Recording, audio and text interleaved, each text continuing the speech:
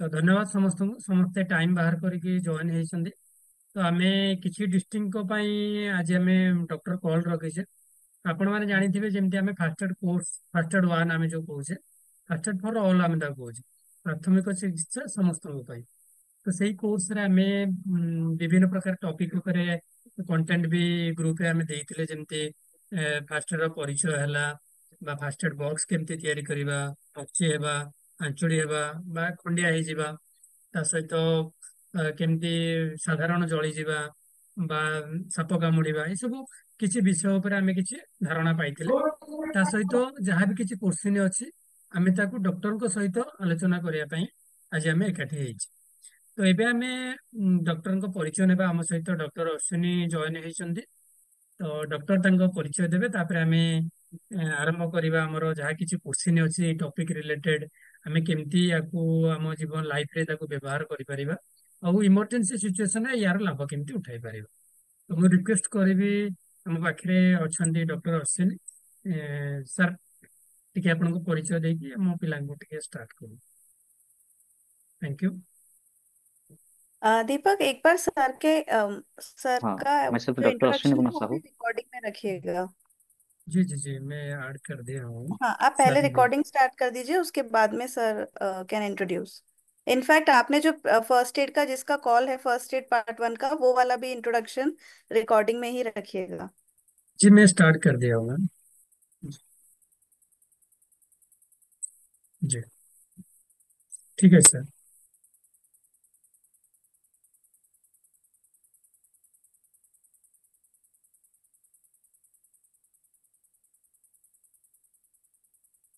Sir सुना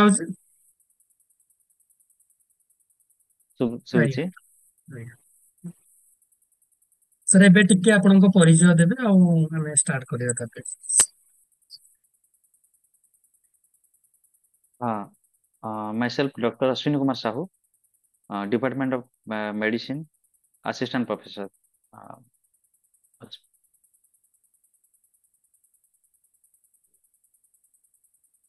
thank you sir. तो जमती कि आमे सर ये जो कोर्स टी आमे डाइट रो डाइट पिला को देइथिलु जेहेतु से माने ऑफर रे पार्टिसिपेट करूथिले ता सहित आमे फास्ट एड कोर्स भी देइथिलु ऑफर सर्वे सहित से माने ई फास्ट एड कोर्स को करिथिले। तो कोर्स सरला पर आमे आज डॉक्टर कॉल रे पिला सहित भेटुछु ताकर किछि क्वेश्चन थिला जाको आमे गूगल फॉर्म रे भी नेइथिलु आमे से क्वेश्चन को आबे आलोचना करिवा। तापरे पिलांकर जहाँ भी किछि क्वेश्चन अछि से माने निजर जो हैंड रेज ऑप्शन अछि रिएक्शन को जाइकी एभली रेज हैंड करके निजर क्वेश्चन भी पचारि पारे। तो एबे हमें किछि क्वेश्चन जोटा थिला हमें एबे प्रथम नेबा ପାଇଁ चेष्टा करिवा। तो जदि हमें देखिबा सर फास्ट टॉपिक रो हमर जोटा थिला इंट्रोडक्शन ऑफ फास्ट एड। तो फास्ट एड रो थिला जे केउ परिस्थिति रे हमें फास्ट एड देबा जरूरी नुहे।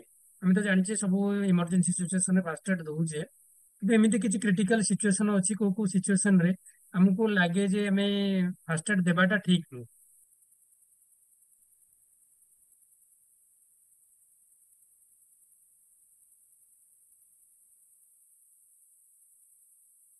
सर सुना गला मो वॉइस।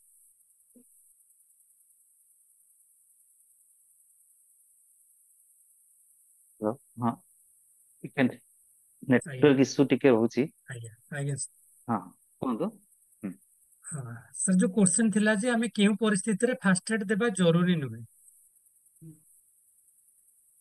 जरूरी नुहे। ଆଜ୍ଞା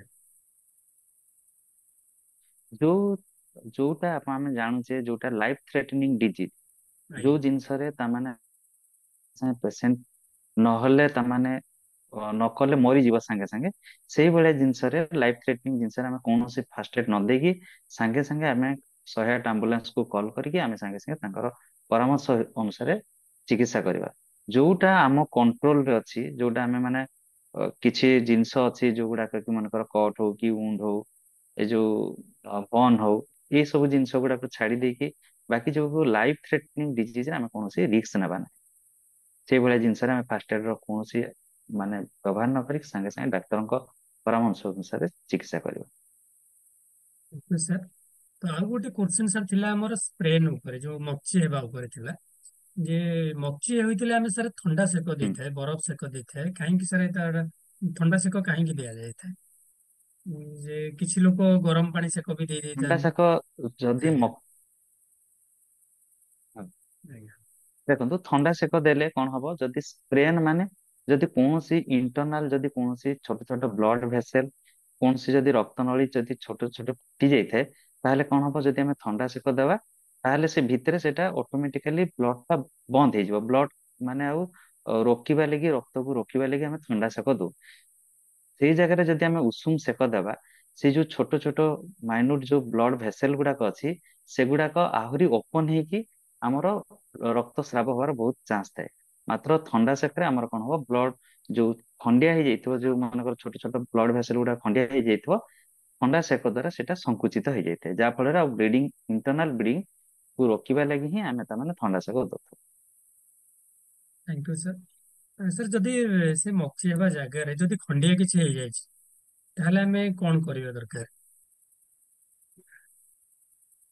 ଖଣ୍ଡିଆ ହେଇଯାଇ ଯଦି ଆପଣ ପ୍ରଥମେ ଖଣ୍ଡିଆକୁ ଚିକିତ୍ସା କରିବେ ଖଣ୍ଡିଆକୁ ଚିକିତ୍ସା କରିବେ ମାନେ ଖଣ୍ଡିଆରେ ଆପଣ ଯୋଉ ଯଦି ମନେକର ମକଚି ଯାଇଥିବ ଯୋଉ ଜାଗାରେ ମାଟି ବାଲି ଗୋଡି ଯଦି ମନେକର ଲାଗି ଯାଇଥିବ ଯଦି ଖଣ୍ଡିଆ ଜାଗାରେ ହେଇଯାଇଥିବ ଖଣ୍ଡିଆକୁ ଆମେ ନର୍ମାଲ ପାଣିରେ ନର୍ମାଲ ସାଧା ନଳ ପାଣିରେ ଆପଣ ତାକୁ ଧୋଇବେ ବାରମ୍ବାର ଧୋଇବେ ଯଦି ଆପଣ ଚାହିଁବେ ସେଇଠି ମାନେ ସାବୁନ ପାଣିରେ ବି ଧୋଇ ପାରିବେ ଯଦି ଏଭେଲେବୁଲ ଅଛି ଆପଣଙ୍କ ପାଖରେ ତାପରେ କଣ କରିବେ ଆପଣ ଆଣ୍ଟିସେପ୍ଟିକ ଲୋସନ ଯୋଉଟା କି ପୋଭିଡୋନ୍ ଆଇଡିନ ସଲ୍ୟୁସନ ହଉ କିମ୍ବା ଡେଟଲ ହଉ ଏଇ ସବୁ ଜିନିଷ ସାଭଲନ ହଉ ଏଇ ସବୁ ଭଳିଆ ଜିନିଷରେ ତାକୁ ଧୋଇବେ ଧୋଇକିରି ଯଦି କୌଣସି ପାଖରେ ଯଦି ମଲମ ଅଛି ମଲମ ଦେବେ ତାପରେ ଆପଣ ଥଣ୍ଡା ସେକ ଦେଇକି ତାକୁ ଆପଣ ପ୍ରାଥମିକ ଚିକିତ୍ସା କରିପାରିବେ। କିନ୍ତୁ ସାର୍ ଏଇ ସାର୍ ଆଣ୍ଟିସେପ୍ଟିକ ଉପରେ ବି ଆମର କିଛି କୋଶ୍ଚିନ୍ ଥିଲା ଯେମିତି କି ସାର୍ ଲୋକାଲରେ ଭିଡିଓରେ ବି ଥିଲା ଆମର ଯେ ମାର୍କେଟରେ ହଳଦୀ ଅପେକ୍ଷା ଯଦି ଗାଁରେ ଯୋଉ ହଳଦୀ ମିଳୁଛି ତାକୁ ଆଣ୍ଟିସେପ୍ଟିକ ରୂପରେ କିଛି ବି ବ୍ୟବହାର କରିଥାନ୍ତି।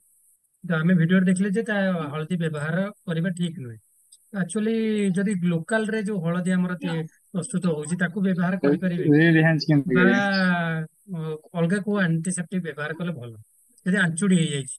ନା ଆଜ୍ଞା। କୌଣସି ହଳଦୀ କୌଣସି ଆମେ ପ୍ରାକୃତିକ ଉପାୟରେ ସେଗୁଡାକ ଚିକିତ୍ସା କରିବା ଆଦୌ ଠିକ ନୁହେଁ କାରଣ ମାନେ ଆଜିକାଲି ଯୋଉମାନେ ବି ଯୋଉ ହଳଦୀ ଯୋଉ ଲୋକାଲ ଯେତେ ଲୋକାଲ ହଉ ବି ସେମାନେ କଣ ଅପମିଶ୍ରଣ କରୁଛନ୍ତି ହଳଦୀରେ ମାନେ କାଠ ଗୁଣ୍ଡ ପକେଇ ଦଉଛନ୍ତି ହଳଦୀରେ ମାନେ ଲାଭ ପାଇବା ପାଇଁ କାଠ ଗୁଣ୍ଡ ମିଶେଇ ଦଉଛନ୍ତି ଆଉ କଣ ଜିନିଷ ଏଡଲ୍ଟ୍ରେସନ ମିଶେଇ ଦଉଛନ୍ତି ଯାହା ଫଳରେ କଣ ହବ ଖଣ୍ଡିଆ ଭଲ ହବା ଜାଗାରେ ଆହୁରି ଇନଫେକ୍ସନ ହେଇକି ତାମାନେ ଆହୁରି ବଢି ଯାଇଥାଏ ଖଣ୍ଡିଆ ଟା ସେଇଥିଲାଗି ସେଇଭଳିଆ ରୋକିବା ଲାଗି ଆମେ ତ ଦେଖିନେ ନା ସେ ହଳଦୀରେ ସେ କଣ ମିଶେଇଛି କଣ ଅଛି ତ ଆମେ ସେଥିଲାଗି ସେଟାକୁ ରୋକିବା ଲାଗି ଆମେ ଯେତିକି ଆଜିକାଲି ସବୁ ଜାଗାରେ ଆଭେଲେବଲ ହଉଛି ଡେଟଲ ଅଛି ସେଭଲନ ଅଛି କିମ୍ବା ଯଦି କିଛି ବି ନ ପାଉଛନ୍ତି ଆପଣ ସାଦା ପାଣିରେ ଥଣ୍ଡା ପାଣିରେ ଆପଣ ଧୋଇକିରି ପ୍ରାଥମିକ ଚିକିତ୍ସା ସେଇ ହିସାବରେ କରିପାରିବେ କିନ୍ତୁ ତା ଛଡା ଅନ୍ୟ କୌଣସି ଜିନିଷ ଆପଣ ବ୍ୟବହାର କରିପାରିବେ ନାହିଁ।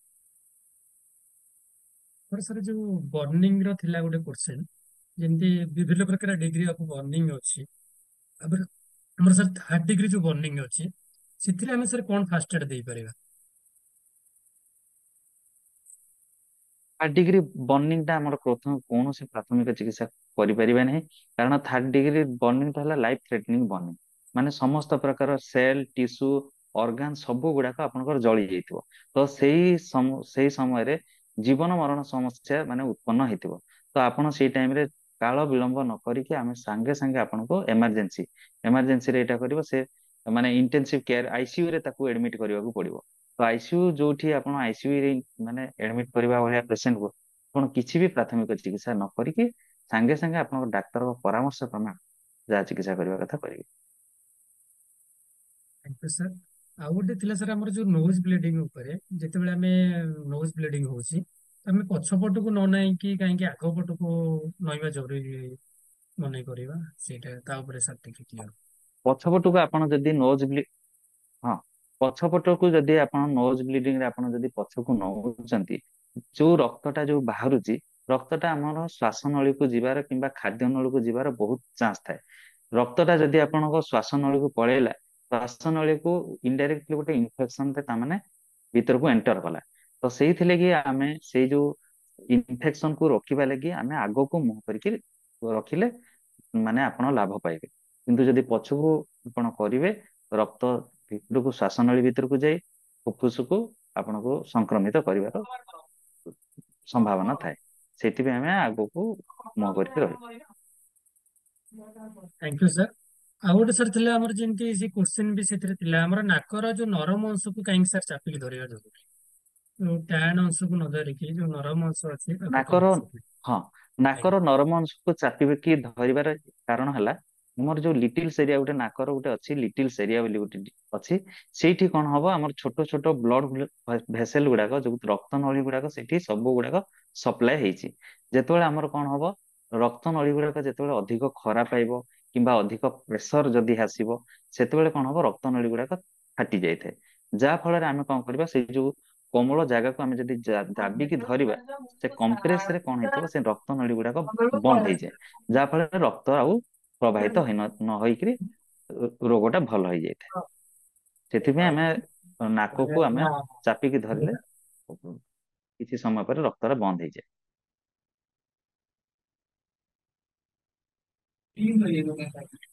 Thank you sir. ଆମର ଫିବର ଉପରେ ଗୋଟେ କୋଶ୍ଚିନ୍ ଥିଲା। ଆମର ଯେତେବେଳେ ସବୁ ଜ୍ୱର ହେଇଥାଏ ସେତେବେଳେ ଆମର ଶରୀର ତାପମାତ୍ରା ବଢି ଯାଇଥାଏ। ତ ସେ ସମୟରେ ସାରେ ଗାଧେଇବା ଜରୁରୀ କି ନାହିଁ? ତାପମାତ୍ରା କମାଇବା ପାଇଁ କିଛି ଲୋକ ଗାଧେଇ ପଡନ୍ତି କିଛି ଲୋକ ଶୁଭିଲାନି ଆଉ ଗାଧେଇ। ଥରେ କୋଶ୍ଚେନ୍ ଟା ଆଉ ଥରେ ଟିକେ ପଚାରନ୍ତୁ ଆଜ୍ଞା ଅଡିବୁଲ ହଉନି ଟିକେ ଆପଣଙ୍କ ଭଏସ ଟା। ହଁ ସାର୍ ଶୁଣାଗଲା ଏବେ? ହ୍ୟାଲୋ ସାର୍ ହଁ ଏବେ ଶୁଣାଗଲା? ଶୁଭୁଛି। ଆଜ୍ଞା ସାର୍ ଜ୍ୱର ହେବା ସମୟରେ ହଁ ଆମର ଶରୀରର ହଁ ଶୁଭୁଛି। ତାପମାତ୍ରା ବଢି ଯାଇଥାଏ। ତ ତାପମାତ୍ରା କାହିଁକି ସାର୍ ବଢି ଯାଇଥାଏ ଏଇଟା ଗୋଟେ ହୁଁ କୋଶ୍ଚିନ୍ ଥିଲା। ତା ସହିତ ଆଉ ଗୋଟେ ଥିଲା ଯଦି ତାପମାତ୍ରା ବଢି ଯାଇଛି ତ କିଛି ଲୋକ ମାନେ ଗାଧେଇ ବି ପଡନ୍ତି। ତ ଗାଧେଇବା ଜରୁରୀ କି ନୁହଁ ଏ ସମୟରେ? ଶୁଣନ୍ତୁ ଆଜ୍ଞା ତାପମାତ୍ରା ବଢିବାର କାରଣ ହେଲା ଗୋଟେ ଯଦି କୌଣସି ଦେହରେ କୌଣସି ଯଦି ଗୋଟେ ଇନଫ୍ଲାମେସନ ହେଲା ଇନଫ୍ଲାମେସନ ମାନେ କୌଣସି ଦେହରେ ଯଦି ଗୋଟେ ଇନଫେକ୍ସନ ହେଲା ଆମର କଣ ହବ ଆମର ଯୋଉ ବଡି ଇମ୍ୟୁନିଟି ତା ସାଙ୍ଗରେ ଫାଇଟ କରିବ। କୌଣସି ଯଦି ଇନଫେକ୍ସନ ଗଲା କୌଣସି ଯଦି ଇନଫେକ୍ସନ ଗଲା ଆମର ଇମ୍ୟୁନିଟି କଣ କରିବ ତା ସାଙ୍ଗରେ ଫାଇଟ କରିବ ମାନେ ଯୁଦ୍ଧ କରିବ। ଯେମିତି ମାନେ ଆମେ ହାତକୁ ହାତ ଘଷୁଛେ ହାତକୁ ହାତ ଘଷିଲେ ଗୋଟେ ଟେମ୍ପରେଚର ଉତ୍ପନ୍ନ ହଉଛି। ସେମିତି ସେ ଯୋଉ ଆଣ୍ଟିଜେନ ଆଣ୍ଟିବଡିର ଯୋଉ ରିଆକ୍ସନ ହବ ଯୋଉ ଫାଇଟ ହେବେ ସେ ଫାଇଟ ରୁ ହିଁ ଆମର ଟେମ୍ପରେଚର ଉତ୍ପନ୍ନ ହଉଛି। ଆଉ ଟେମ୍ପରେଚର ଯଦି ଉତ୍ପନ୍ନ ହଉଛି ଆମେ ଗାଧେଇବା ଠିକ ନୁହେଁ। ଆମେ କଣ କରିବା ଗାଧେଇବା ବଦଳରେ ଆମେ ଓଦା କପଡାରେ ସବୁ ଗୁଡାକ ପୋଛି ହେଇପାରିବା। ପୋଛି ହେଲେ ତାର ମେକାନିଜିମ କଣ ପୋଛି ହେଲେ ତ ଆମର ଟେମ୍ପରେଚର ଟା କାହିଁକି କମିବ? ପୋଛି ଯେତେବେଳେ ହେଇଯିବା ଆମର କଣ ହବ ଯେତିକି ଲୋମକୂପ ଗୁଡାକ ଯୋଉ କ୍ଲୋଜ ହେଇକି ଥିବେ ବନ୍ଦ ହେଇକି ଥିବେ ଲୋମକୂପ ଗୁଡାକ ଫୁଲିଯିବ। ଲୋମକୂପ ଯେତେବେଳେ ଫୁଲିଯିବ ଆମର ଭିତର ହିଟ ଟା ଇଭାପୋରେଟ କରିଯିବ। ଭିତର ହିଟ ଟା ବାହାରୁ ଯୋଉ ଲୋମକୂପ ଦେଇକି ବାହାରକୁ ପଳେଇ ଆସିବ ଯାହା ଫଳରେ ଟେମ୍ପରେଚର ଟା କମିଯିବ। ସେଥିପାଇଁ ଆପଣ ଗାଧେଇବା ବଦଳରେ ଆପଣ ସ୍ପଞ୍ଜିଂ କରିବେ। ସ୍ପଞ୍ଜିଂ ମାନେ ଗୋଟେ କପଡାରେ ଗୋଟେ ତଉଲିଆରେ ଆପଣ ସବୁ ଦେହ ଗୁଡାକ ପୋଛି ଦେବେ। ପୋଛି ଦେଲେ ଆପଣଙ୍କର ଟେମ୍ପରେଚର ଟା କିଛି ସମୟ ପରେ ଆପଣଙ୍କର କମିଯିବ। ସାର୍ ଭଲ ଭାବରେ ସାର୍ ଆନ୍ସର ଦେଲେ। ଆଉ ଗୋଟେ ସାର୍ ଥିଲା ଆମର ଯୋଉ ଡିହାଇଡ୍ରେସନ ଉପରେ। ତ କିଛି ସାର୍ ଡାଇବେଟିସ୍ ପେସେଣ୍ଟ ଯୋଉ ଘରେ ଥିବେ ଯଦି ତାଙ୍କର ଆମେ ତାକୁ ଓଆରଏସ୍ ଦଉଛେ ତ ସେଥିରେ ଆମେ ଚିନି ରେ ପ୍ରସ୍ତୁତ ଯୋଉ ଓଆରଏସ୍ ଆମର ଅଛି ତାକୁ ଦେଇପାରିବା?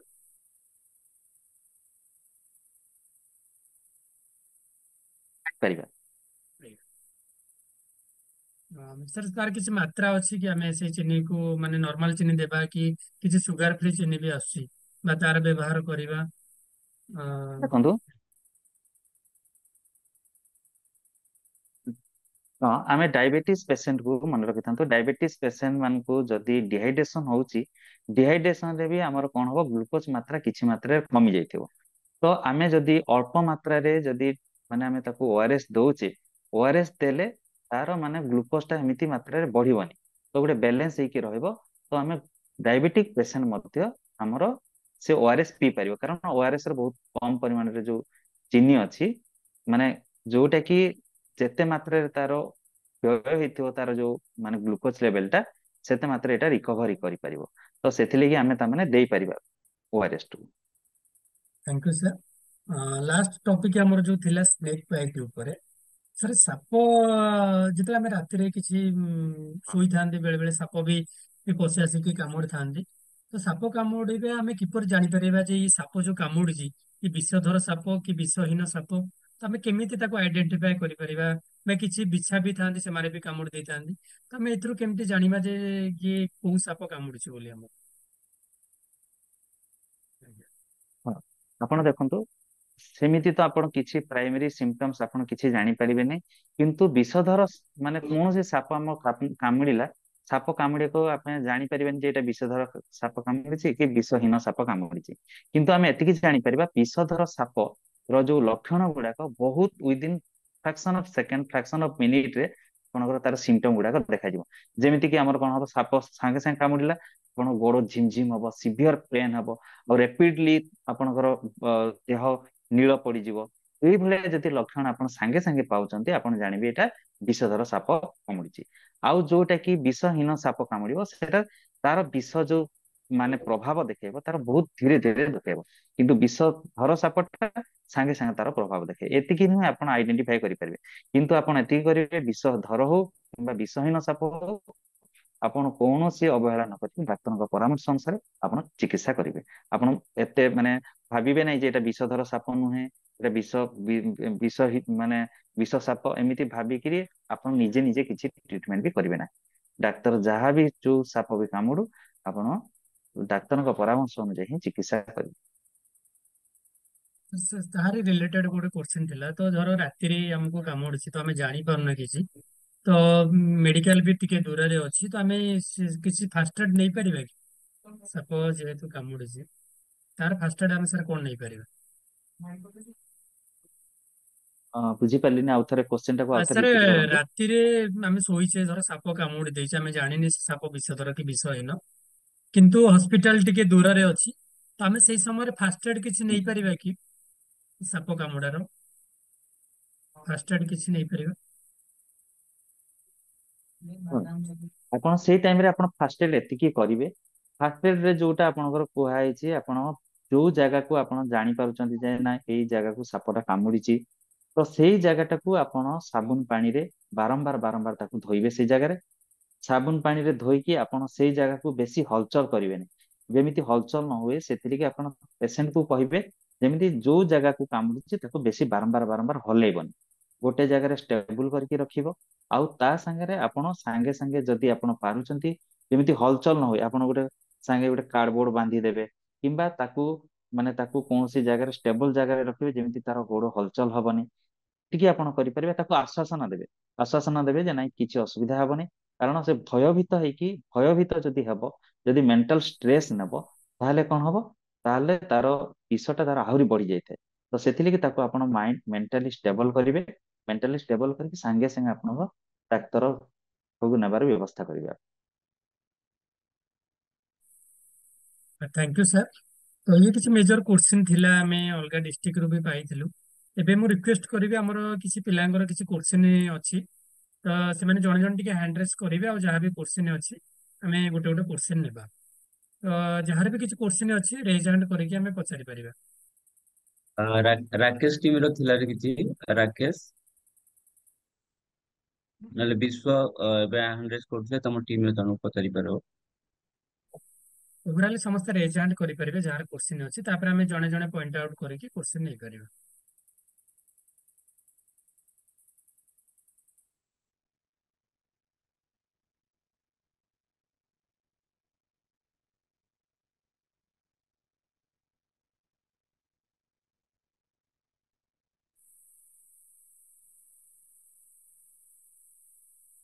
ହଁ ଦେବାଶିଷ,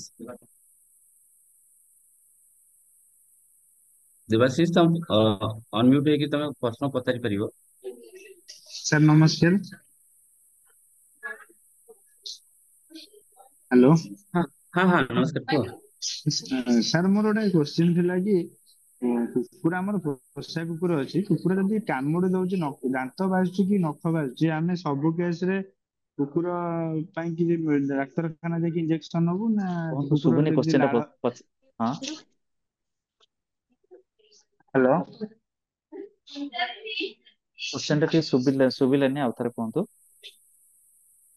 ମୁଁ କହିଲି କି ସାର୍, ଆମର ଯେମିତି କୁକୁରର ରହୁଛି ଲାଳ, ରହୁଛି କୁକୁରର ନଖ, ରହୁଛି କୁକୁର ଦାନ୍ତ ରହୁଛି, ଆମ ଦେହରେ ବାଜି ଯାଉଛି, ତ କ୍ୱେଶ୍ଚନ ଟା ଶୁଭିଲାନି, କେବଳ ଆଉ ଥରେ ଟିକେ କୁହନ୍ତୁ ଆପଣ। ଗୋଟେ ସେକେଣ୍ଡ ସାର୍। ହଁ। ହ୍ୟାଲୋ। କୁହ। ଆଜ୍ଞା ସାର୍, କୁକୁରର ଆମର ଯୋଉ ଘରେ ପୋଷା କୁକୁର ରହୁଛନ୍ତି ତାଙ୍କର ଯଦି ନଖ ବାଜୁଛି, ଦାନ୍ତ ବାଜୁଛି କି ତାଙ୍କ ଲାଳ ବାଜୁଛି, ଆମେ ସବୁ କେସରେ ମେଡିକାଲ ଯାଇ ରାବିଜ ଇଞ୍ଜେକ୍ସନ ନବୁ ନା କେବଳ ଦାନ୍ତ ବାଜିଲେ ହିଁ ଇଞ୍ଜେକ୍ସନ ନବୁ, ସେମିତି କିଛି ଅଛି କି ସାର୍? ସାର୍ ତାଙ୍କ କୋଶ୍ଚିନ୍ ଥିଲା ଯେ ଯଦି କୁକୁର କାମୁଡୁଛି ତ କୁକୁରର କେବଳ ଦାନ୍ତ କାମୁଡିଲେ ଆମେ ଯାଇକି ମେଡିକାଲରେ ଟ୍ରିଟମେଣ୍ଟ ନେବା, ନା ଯଦି କିଛି ଜୀଭ ବା ଅଲଗା କିଛି ପାର୍ଟ ଯଦି ଏ, ଦେହରେ ବାଜୁଛି ତାହେଲେ ଆମେ ବି ଯାଇକି ଇଞ୍ଜେକ୍ସନ ନେବା ଦରକାର ବା ଟ୍ରିଟମେଣ୍ଟ କରିବା ଦରକାର।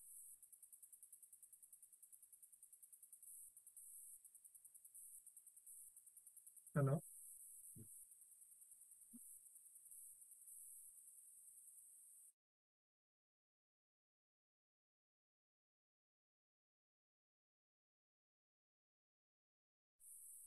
ସାର୍ଙ୍କର ଟିକେ ନେଟୱାର୍କ ଇସ୍ୟୁ ଅଛି।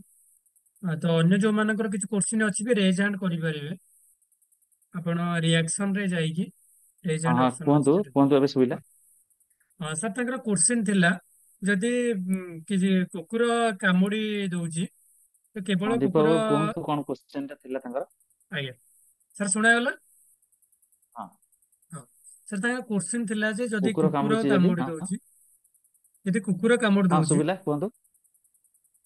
ସାର୍ ତାଙ୍କର କୋଶ୍ଚିନ୍ ଥିଲା ଯଦି କୁକୁର କାମୁଡୁଛି, ଶୁଣା ହଉ ସାର୍? ଆଜ୍ଞା, ଶୁଣା ହଉ ସାର୍? ହ୍ୟାଲୋ ସାର୍, ଶୁଣା ହଉଛି ତ ଭଏସ ଆପଣଙ୍କୁ?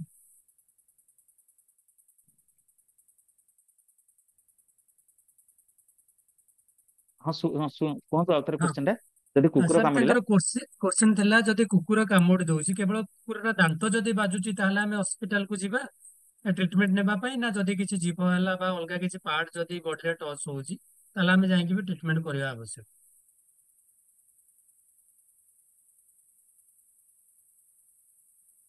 ଆପଣ କୁକୁରର ଯେକୌଣସି ପାର୍ଟ ବି ଯଦି ଆପଣଙ୍କର ଯାଉଛି, ଆପଣ ଟ୍ରିଟମେଣ୍ଟ ପାଇଁ ଆପଣ ଆରମ୍ଭ କରିଦେବେ, ଚିକିତ୍ସା ଆରମ୍ଭ କରିଦେବେ। କାରଣ କୁକୁରର ସ୍ପେଶାଲି ଆପଣଙ୍କର ଯଦି ସଂକ୍ରମିତ, ଯଦି କୁକୁରର ଲାଳଟା ସ୍ପେଶାଲି ତାର ସାଲିଭାଟା ଯୋଉ ତାର ଲାଳଟା ହିଁ ସଂକ୍ରାମକ ହିସାବରେ ବହୁତ ମାନେ ସଂକ୍ରମିତ ହେଇଥାଏ।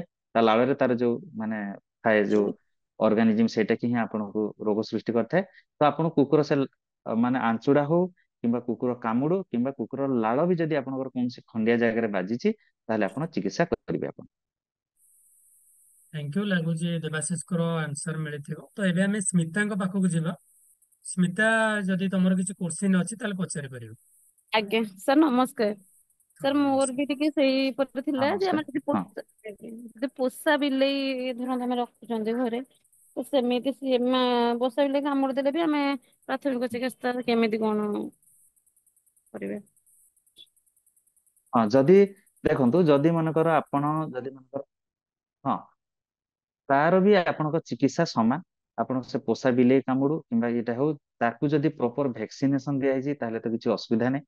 ଯଦି ଆପଣ ତାର ମାନେ ଆପଣ ସନ୍ଦେହରେ ଅଛନ୍ତି, ଡାଉଟରେ ଅଛନ୍ତି ଯେ ନାଇଁ ତାର ଭ୍ୟାକ୍ସିନେସନ ଦିଆ ହେଇନି, ଦିଆହେଇଛି, ତାହେଲେ ବି ଆପଣ ସେ ନର୍ମାଲ କୁକୁର ଭଳିଆ କି କୁକୁର ବିଲେଇ ଭଳିଆ ଆପଣ ଟ୍ରିଟମେଣ୍ଟ ଆରମ୍ଭ କରିବେ। କାରଣ ମାନେ ରେବିଜ ଭାଇରସ ଟା ଯୋଉଟା ଆପଣଙ୍କର ଏଇଟା ହେଇକିରି ଆପଣଙ୍କୁ ଇନଫେକ୍ସନ କରିବାର ବହୁତ ପ୍ରଶ୍ନ ଥାଏ। ତ ଆପଣ ଯେହେତୁ ଡାଉଟ ରେ ଅଛନ୍ତି ସେ ଭ୍ୟାକ୍ସିନେସନ ହେଇଛି ନା ନାହିଁ, ଆପଣ ସେଥିଲାଗି ସେ ଦ୍ୱନ୍ଦ୍ୱରୁ ନ ପଶିକି ଆପଣ ସାଙ୍ଗେ ସାଙ୍ଗେ ଚିକିତ୍ସା ଆରମ୍ଭ କରିଦେବେ। ଆଜ୍ଞା sir, sir thank you. Thank you. ଏବେ ଆଉ କାହାର କୋଶ୍ଚିନ୍ ଅଛି? ବିଶ୍ଵ, ତମର ଥିଲା ବିଶ୍ଵ।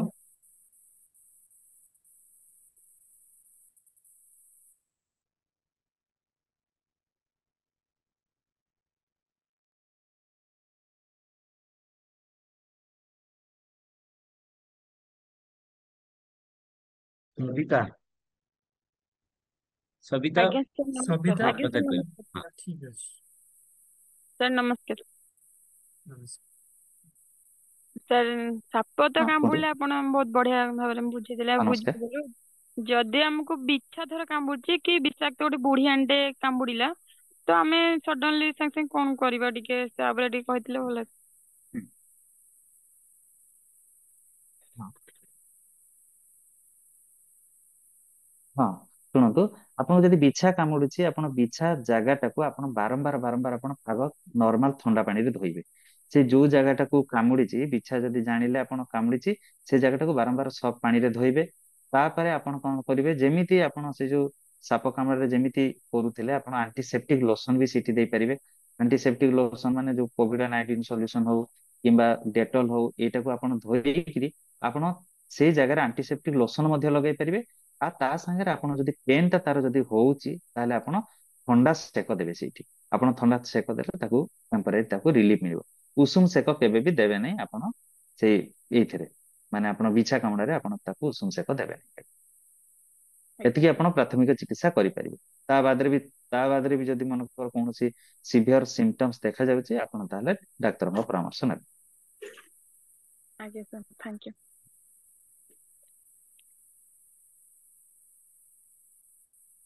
Thank you sir. ନେକ୍ସଟ କାହାର କ୍ୱେଶ୍ଚିନ୍ ଅଛି? ସାର୍ ନମସ୍କାର। ହଁ, ନମସ୍କାର। ସାର୍ ଆମର ଯୋଉ ପୋଷା ବିଲେଇ କୁକୁର ଯୋଉ ସେଇଟା କଣ ଆମର କିଛି ବିଷାକ୍ତ ମାନେ ଭ୍ୟାକ୍ସିନ ନବାକୁ ପଡେ? ପ୍ରାୟତଃ ଘରେ ବିଲେଇ ଛୋଟ ପିଲାଙ୍କୁ ଆମ୍ପୁଡି ଦିଅନ୍ତି, ରକ୍ତ ବି ବାହାରେ, ତ ସେଇଟା କଣ ଭ୍ୟାକ୍ସିନ ନବାକୁ ପଡିବ?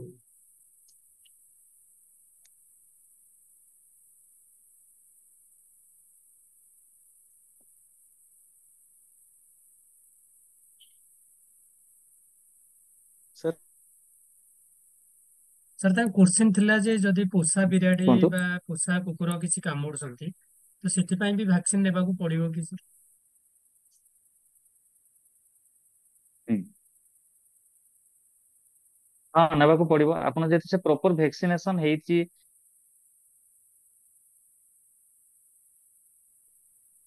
ପୋଷା କୁକୁର କିମ୍ବା ବିଲେଇକୁ ଯଦି ପ୍ରପର ଭ୍ୟାକ୍ସିନେସନ ହେଇଥିବ, ତାହେଲେ ତାର ବିଷୟଟା ଏତେଟା ନଥିବ। କିନ୍ତୁ ଆପଣ ଯଦି ଜାଣିନାହାନ୍ତି, ତାହେଲେ ଆପଣ ଟ୍ରିଟମେଣ୍ଟ କରିବାଟା ନିହାତି ଭାବରେ ଆପଣ ଚିକିତ୍ସା ଆରମ୍ଭ କରିଦେବେ।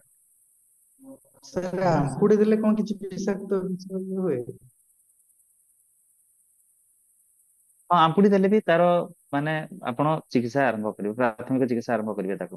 ଆମ୍ପୁଡି ଦେଲେ ବି ଯଦିଓ ଆପଣ ମାନେ ରିସ୍କ ନେବା କଥା ନୁହଁ, କାରଣ ସେ ଆମ୍ପୁଡିକିରି ଆପଣ ସେ ଲାଳଟା ଟିକେ ତାର ଟିକେ ବି ଲାଳ ଯଦି ଆପଣଙ୍କର ସେ ଆମ୍ପୁଡା ଜାଗାରେ ଲାଗିଥିବ, ତାହେଲେ ଆପଣ ସଂକ୍ରମିତ ହବାର ବହୁତ ସମ୍ଭାବନା ଥାଏ।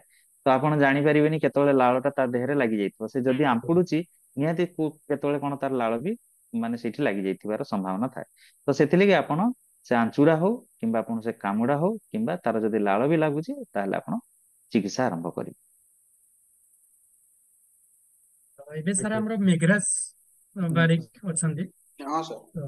ତ ସାର୍ ବେଲେ ଆପଣଙ୍କ ବେଲେ କଣ question ହୁଏ, ଅଛି? ଆମ ସ୍କୁଲ ପିଲାମାନେ ଛୋଟ ଛୋଟ ଯୋଉଟା ଆଞ୍ଚୁଡି ହେଇଯାଆନ୍ତୁ, ଆମେ ବେଲେ ବେଲେ ବିଶଲ୍ୟକରଣୀ ଲଗେଇ ଦିଅନ୍ତି। ସାର୍ କେତେ ଦୂର ସାର୍ ଠିକ ସେଟା ଦେବାଟା, ବିଶଲ୍ୟକରଣୀ ପତ୍ର ଦେବାଟା? ନାଇଁ ନାଇଁ, ବିଶଲ୍ୟକରଣୀ ଏଇ ଜିନିଷ ଗୁଡାକ ଆପଣ ଆଉ ଲଗେଇବେନି। କାରଣ ଦେଖନ୍ତୁ, ଆଗରୁ ଯେତେବେଳେ ଆପଣଙ୍କର ଆମର ମେଡିକାଲ ସାଇନ୍ସ ଯେତେବେଳେ ଡେଭଲପ ହେଇନଥିଲା, ସେତେବେଳେ କଣ ହଉଥିଲା, ଏଇ ସବୁ ଜିନିଷ ଗୁଡାକ ମାନେ ଦିଆ ହଉଥିଲା।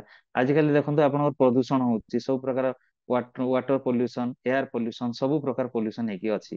ଯଦି ଆପଣ ସେ ବିଶଲ୍ୟକରଣୀରେ ଯଦି କିଛି ଔଷଧୀୟ ଗୁଣ ଥିବ, ଏଇ ଯୋଉ ପଲ୍ୟୁସନ ଯୋଗୁ ତାର ଔଷଧୀୟ ଗୁଣ ସେମାନେ ତ ନଷ୍ଟ ହେଇଯାଉଛି ସବୁ ଗଛ ମାନ।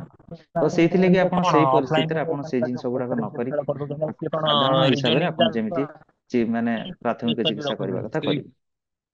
ଆଉ ଗୋଟେ ସାର୍, ଯଦି ଆମେ ଆଞ୍ଚୁଡି ହଉଛୁ, ସବୁ ଆଞ୍ଚୁଡା କ୍ଷେତ୍ରରେ ବି ଆଣ୍ଟି ଟିଟାନସ୍ ନବା ହଁ, ଦରକାର ନା ଲୁହ ଜିନିଷରେ ଆଞ୍ଚୁଡି କୁହନ୍ତୁ। ହେଲେ ଖାଲି ଟିଟାନସ୍ ନବା ଦରକାର?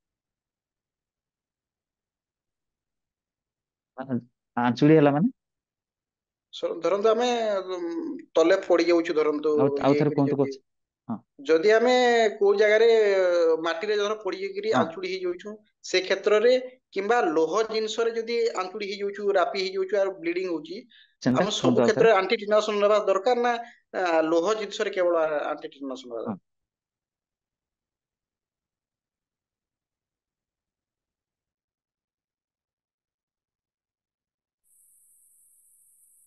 ସାର୍ ତାଙ୍କ କ୍ୱେଶ୍ଚିନ୍ ଥିଲା ଯେ ଯଦି ଆମେ ଶୁଭିଲାନି ପଡିଯାଇକି କୋଶ୍ଚିନ୍ ଟା, ଆଉ ଯୋଉ ଥରେ କୋଶ୍ଚିନ୍ ଟା।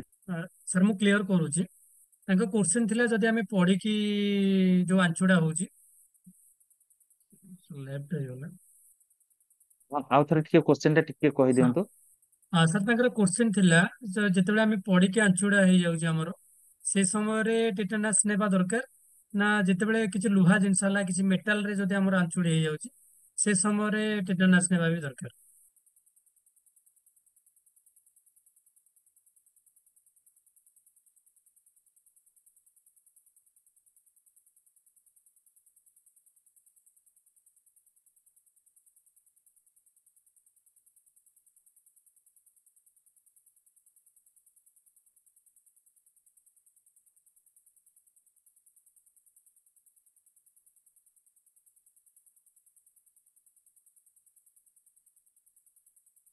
सर लेफ्ट हो जाइछन्ते नेटवर्क के इश्यू अछि तो अलग जहार किछ क्वेश्चन अछि तो आपण माने रेज हैंड करि परिबे।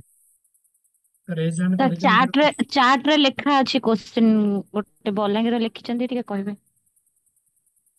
हाँ क्वेश्चन टिके आउथरे कहंतु सुबिलानी मते टिके हाँ नेटवर्क इश्यू रहउछि तो। सर तांको क्वेश्चन थिला जेतबे हम पढ़ी कि हमर आंसरटा हे जाउची आउ किछ अछि हमर सर किछ लोहा जिंस वाला किछ मेटल रे भी जदि किछ बाजी जाउची तो हम आंसरटा हे जाउची। तो दीटा के भितर सर हमें कोन कोउथरा एंटीसेप्टिक नेबा दरकार।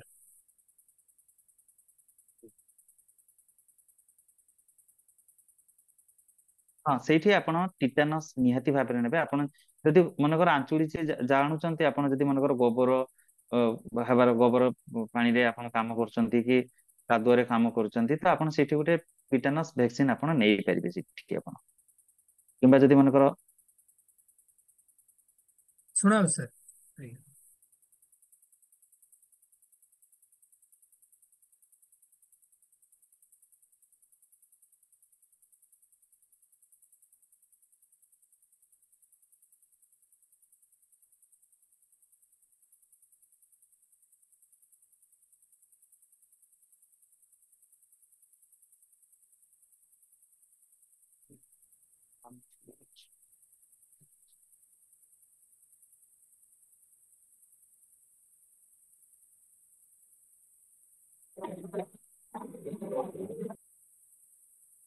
सर सुना होची।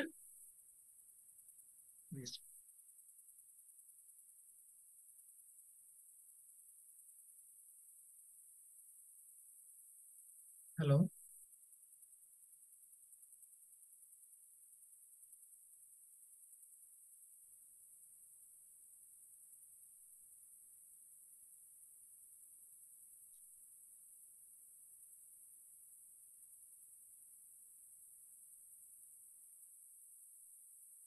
सर ଆପଣଙ୍କ ଅଡିଓ ଆସୁନି।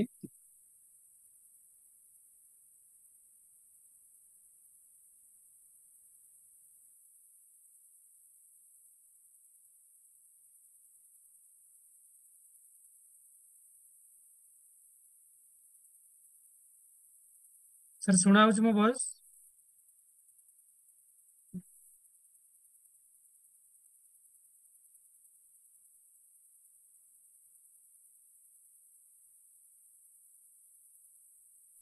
तो नेक्स्ट टाइम क्वेश्चन नेबा दीप्ति मोइंगर। तो सार जॉइन हेबा पूर्व जॉइन हेइचंते तो हमें क्वेश्चन नै जिबा। आज्ञा सर नमस्कार। सर मो नमस्कार। क्वेश्चन था कि सर जदि हम क्लास टाइम रे गोटे शिक्षक भाव मु कहूसी कि जदि गोटे क्लास रे गोटे छुआ को अचानक आस्थमा अटैक आसिला से श्वास नेबार ताको प्रॉब्लम होची आ से पंप पानी तार मेडिसिन आनबा से भूली जाइछि हेले गोटे टीचर रो से टाइम रे कोन कर्तव्य हेबो से कि जरूरीकालीन चिकित्सा ताको दे परिबो। ठीक है आज्ञा सर।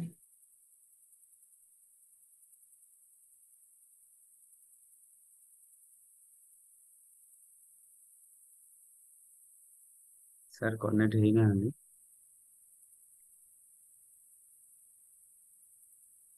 सर कनेक्ट हे ना कनेक्ट हेले हमें तुम क्वेश्चन नबो। तो ये जो टॉपिक हमें भी जहाँ भी आलोचना करछे मु टिके खाली ऐड करिया चाहूची ये जो टॉपिक हमें आस्थमा हला चोकिंग रहला ता सहित डॉग बाइट हला बा जे कोनोसी स्कॉर्पियन बाइट हला ये सब टॉपिक हमर फास्ट एड 2 रे भी अछि। तो जदि हमें फास्ट एड 2 नेबा ता ये विषय आउट के डिटेल्स भी क्लियर हे परिबो। तो डॉक्टर जॉइन हेले यार आंसर दे परिबो आउ କୁହନ୍ତୁ थरे ହଁ तुम ଟିକେ क्वेश्चन भी ନେଟୱାର୍କ पचारि पार। ହଁ ଟିକେ ନେଟୱାର୍କ ଇସ୍ୟୁ ରହୁଥିଲା ମୁଁ ଏବେ ओके ଅଲଗା सर। କନେକ୍ଟ କରିଦେଇଛି ହଁ हाँ सर दीप्ति କୁହନ୍ତୁ। मयଙ୍କର एक क्वेश्चन थिला से टिके आउ ହୁଁ, थरे क्लियर कहले भलो। हाँ दीप्ति मय। ହଁ ହୁଁ आज्ञा सर नमस्कार। हाँ सर ହଁ मो ନମସ୍କାର।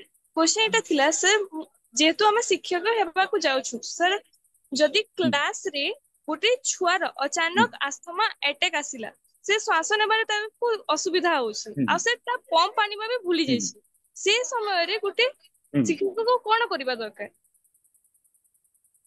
हाँ ଆପଣ ସେଇ ଜାଗାରେ କଣ କରିବେ ତାର ଯେହେତୁ ରେସ୍ପିରେସନ ସେ ନେବାକୁ ଶ୍ୱାସ ପ୍ରଶ୍ୱାସ ନେବାକୁ କଷ୍ଟ ହଉଥିବ ଆପଣ ତାକୁ ଆଗ ପୋଜିସନ ରେ ପ୍ରପର ପୋଜିସନ ରେ ଯଦି ବି ବସେଇ ଦେବେ ସେ ତା ମାନେ ରିଲାକ୍ସେସନ ପୋଜିସନ କୁ ମାନେ ସେ ନିଶ୍ୱାସ ପ୍ରଶ୍ୱାସ ନେଇପାରିବେ। ଆପଣ କଣ କରିବେ ତାକୁ ଟିକେ ଯୋଉ ଆପଣ ଟିକେ ଶୁଆଇବେ ଶୁଆଇ ଦେଇକି 3-4ଟା ତକିଆ ଉପରେ ଦେଇଦେବେ ଏଇ ପୋଜିସନ ରେ ଆପଣ ଟିକେ ତାକୁ ଏମିତିକି ଆରାମ ଦେଇକି ଯେମିତି ଏୟାରୱେ ଟା ଆମର ପୁରା ନର୍ମାଲ ହେଇକି ଆସିବ। ଏୟାରୱେ ଯଦି ଆପଣଙ୍କର ନର୍ମାଲ ଆସିବ ସେ କଣ ହବ ସେ ନିଶ୍ୱାସ ପ୍ରଶ୍ୱାସ ନେବାରେ ଆପଣ ପ୍ରପର ପୋଜିସନିଂ ପ୍ରଥମେ ଫାଷ୍ଟ କରି କରେଇବେ ତାପରେ ଆପଣ ଟ୍ରିଟମେଣ୍ଟ ଆଡକୁ ଯିବେ।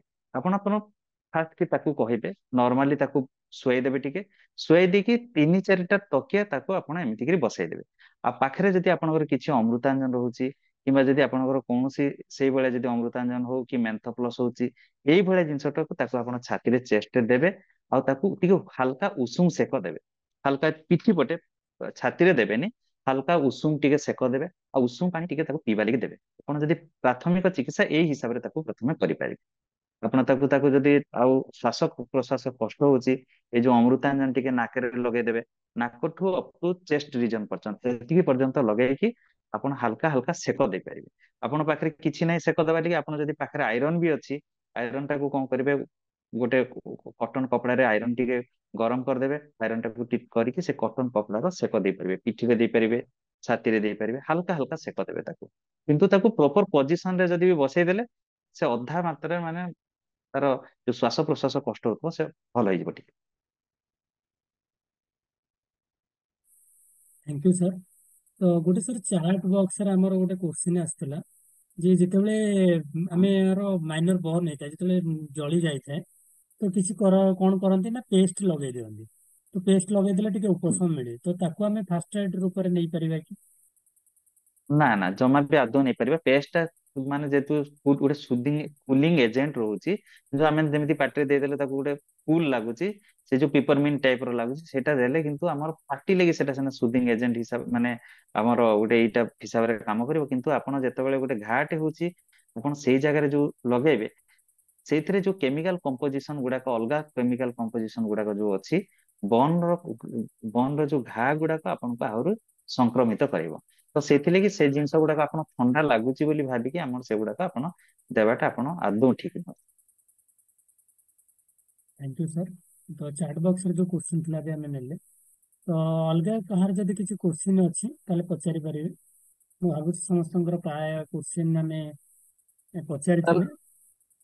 ହ୍ୟାଲୋ। हाँ ହଁ हाँ ହଁ ସାର୍ ମୁଁ କହୁଥିଲି କି ଯୋଉ ବର୍ଣ୍ଣିଂ ସିଚୁଏସନରେ କଣ କରିବା ତାହେଲେ ଯଦି ପେଷ୍ଟ ନ ଲଗେଇବା। ହଁ ଯଦି ଆପଣଙ୍କ ପାଖରେ ଯଦି ଯଦି ଅଛି ଆପଣଙ୍କ ପାଖରେ କିଛି ବି ଯଦି ନାହିଁ ଆପଣ ବାରମ୍ବାର ବାରମ୍ବାର ତାକୁ ଥଣ୍ଡା ପାଣିରେ ଧୋଇବେ ଟେପ ପାଣିରେ ଧୋଇବେ କିମ୍ବା ଯଦି ଟେପ ପାଣିର ବି ଯଦି ମନେକର ନଳ ନାହିଁ ଯଦି କୋଉଠି ସୁବିଧା ବି ନାହିଁ ଆପଣ କଣ କରିବେ ସାଧା ଗୋଟେ ମଗ କିମ୍ବା ଗୋଟେ ବାଲ୍ଟିରେ ହଉ ତାକୁ ବୁଡେଇକି ରଖିବେ। ଆପଣ ସେଇଠି ଗୋଟେ ନା ଥଣ୍ଡା ପାଣି ବି ପୁରା ମାନେ ଯୋଉ ଆଇସ ପାଣି ବି ୟୁଜ କରିବେ ନାହିଁ ଆଇସ୍ ୱାଟର ବି ୟୁଜ କରିବେନି ସବୁ ନର୍ମାଲ ପାଣିକୁ ଆପଣ ୟୁଜ କରିପାରିବେ। ଆଉ ଯଦି ଆପଣଙ୍କ ପାଖରେ ବର୍ଣ୍ଣଲ ଫର୍ଣ୍ଣଲ ଅଛି ଆପଣ ବର୍ଣ୍ଣଲ ସେ ଆଣ୍ଟିସେପ୍ଟିକ ଲୋସନ ହିସାବରେ ଯାହା ଥିବ ଆପଣ ସେଗୁଡାକ ଲଗେଇ ପାରିବେ। କିନ୍ତୁ ତା ଛଡା ଆଉ ଅନ୍ୟ କୌଣସି ଜିନିଷ ଯେମିତି ଆଳୁ ଛଡେଇକି ଲଗେଇ ଦିଅନ୍ତି ଏଲୋଭେରା ଆଣିକି ଲଗେଇ ଦିଅନ୍ତି ଏଇ ସବୁ ଜିନିଷ ଗୁଡାକ ଆପଣ ଆଦୌ କରିବେ ନାହିଁ। ଯାହା ଫଳରେ କଣ ହବ ଗୋଟେ ସଂକ୍ରାମିତ ସେକେଣ୍ଡାରୀ ଇନଫେକ୍ସନ ହବାର ବହୁତ ଚାନ୍ସ ଥାଏ ସେଥିଲାଗି ଆପଣ ସେଇ ଜିନିଷ ଗୁଡାକ କିଛି କରିବେନି। ସାର୍ ଆପଣ ଯୋଉ କହିଲେ ପାଣି ଯୋଉ ମାନେ ନର୍ମାଲ ପାଣି ଲଗେଇବା କଥା ଗୋଟେ ଲୋକ ଧର ତାର ମାନେ ଡ୍ରେସ ରେ ନିଆଁ ଲାଗିଗଲା ଘରେ ବା କୌଣସି ହଁ କୌଣସି ହଁ ଲାଗିଗଲା ପରେ ସେଟା ଆମେ ପାଣି ତ ତାକୁ ଛାଟିକି ନିଆଁ ଲିଭେଇ ପାରିବା ନାହିଁ। ତାକୁ ତ କୌଣସି ଯେମିତି ମାନେ ଆପଣଙ୍କର ଯେମିତି ବ୍ଲାଙ୍କେଟ ହଉ କିମ୍ବା ଇଏ ହଉ ସେମିତି ଦେଖି ତାକୁ ନିଆଁ ଟାକୁ କରାଯାଏ ନୁହେଁ ହଁ କି ସାର୍। ଆଉ ହଁ ଏମିତି ଛୋଟ ଛୋଟ ବର୍ଣ୍ଣିଂ ରେ ଆମେ କରିପାରିବା ନାଇଁ ପାଣି ୟୁଜ ଛୋଟ ଛୋଟ କରିପାରିବା। ବନ ରେ ଆପଣ ସେଇଭଳିଆ ଜିନିଷ କରିପାରିବେ। ଆପଣ ତାକୁ ତାକୁ ଯଦି ମନେକର ବେଶୀ ମନେକର ସେକେଣ୍ଡ ଡିଗ୍ରୀ ବର୍ନ ହେଇଛି ତାଠୁ ଟିକେ ଯଦି ମଝି ମଝି ଏକା ଉଣ୍ଡ ହେଇଛି ଆଉ ତାକୁ ଜଳା ପୋଡା ବି ହଉଛି ଆପଣ ସାଧା ଫ୍ୟାନ ଲଗେଇ ପାରିବେ।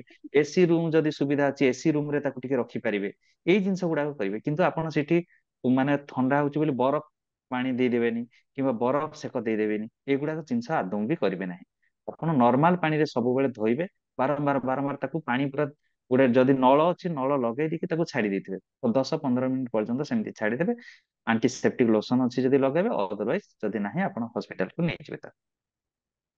ଏଇ ଯୋଉ ସାର୍ ଯୋଉ କୁହନ୍ତି ଯୋଉ କଦଳୀ ପତ୍ର ଲଗେଇବା, କଦଳୀ ପତ୍ର ଇଏ କରିବା, ସେଟା ଠିକ ଠାକ ଠିକ ଜିନିଷ ନା ସାର୍? କଦଳୀ ପତ୍ର ଲଗେଇ ପାରିବେ, ଲଗେଇ ଦେବେ ମାନେ କଦଳୀ ପତ୍ର ଆକ୍ଚୁଆଲି କୁଲିଂ ଥଣ୍ଡା ଲାଗିବ। ଥଣ୍ଡା ଲାଗିବା ଆଜ୍ଞା ଲାଗି କଦଳୀ ପତ୍ର ଦିଆଯାଏ, କିନ୍ତୁ ଆପଣ କଦଳୀ ପତ୍ର ବି ଯଦି ବି ୟୁଜ କରୁଛନ୍ତି ଆପଣ ପୁରା ସଫା ସୁତୁର କରିକି ୟୁଜ କରିବେ। କାରଣ କଦଳୀ ପତ୍ର ଆଣିକି ସାଙ୍ଗେ ସାଙ୍ଗେ ଲଗେଇଦେଲେ ସେଠି ଧୂଳି ଧୁଆ ଥିବ। କଦଳୀ ପତ୍ର ଖାଲି ଏଥିଲାଗି ଦିଆଯାଏ, କଦଳୀ ପତ୍ର ଯୋଉ ଥଣ୍ଡା ଥଣ୍ଡା ଲାଗି ହିଁ ତାକୁ କରାଯାଏ କଦଳୀ ପତ୍ରଟା। କିନ୍ତୁ ଆଗରୁ ଯୋଉ କରୁଥିଲେ କରୁଥିଲେ, ଏବେ କିନ୍ତୁ ଆପଣ କଦଳୀ ପତ୍ର କଣ ହବ, ବେଳେ ବେଳେ କଣ ହୁଏ, ଆମେ ସାଧାରଣ ହିସାବରେ କଦଳୀ ପତ୍ରଟାକୁ କାଟିକି ଆସିଥିବେ, ସେ କଦଳୀ ପତ୍ର ଲସାଟା ଲାଗି ଯାଇଥିବ। ସେ ଖଣ୍ଡିଆରେ ସେ ଲସାଟା ଲାଗିକି ଆହୁରି ସେକେଣ୍ଡାରୀ ଇନଫେକ୍ସନ ହବାର ଚାନ୍ସ ଥାଏ। ତ ସେଥିଲାଗି ଆପଣ ଯେତେ ପାରିବେ ସେଇ ଭଳିଆ ଜିନିଷଟାକୁ ଆପଣ ଏଭଏଡ କରିବେ ତାକୁ। ଆଜ୍ଞା। ଆଉ ଗୋଟେ ସାର୍ ହଁ। କ୍ୱେଶ୍ଚନ ଥିଲା, ଯେ ଆମର ଯୋଉ ଚୋଷିଂ ହଉଛି, ମାନେ ଆମର ଚିକେନ ବା ମଟନ ଖାଉ ଖାଉ ଯଦି ଆମର ଲାଗିଗଲା, କଣ୍ଟା ଲାଗିଗଲା, ସେ ସମୟରେ କଣ କରାଯାଇପାରିବ?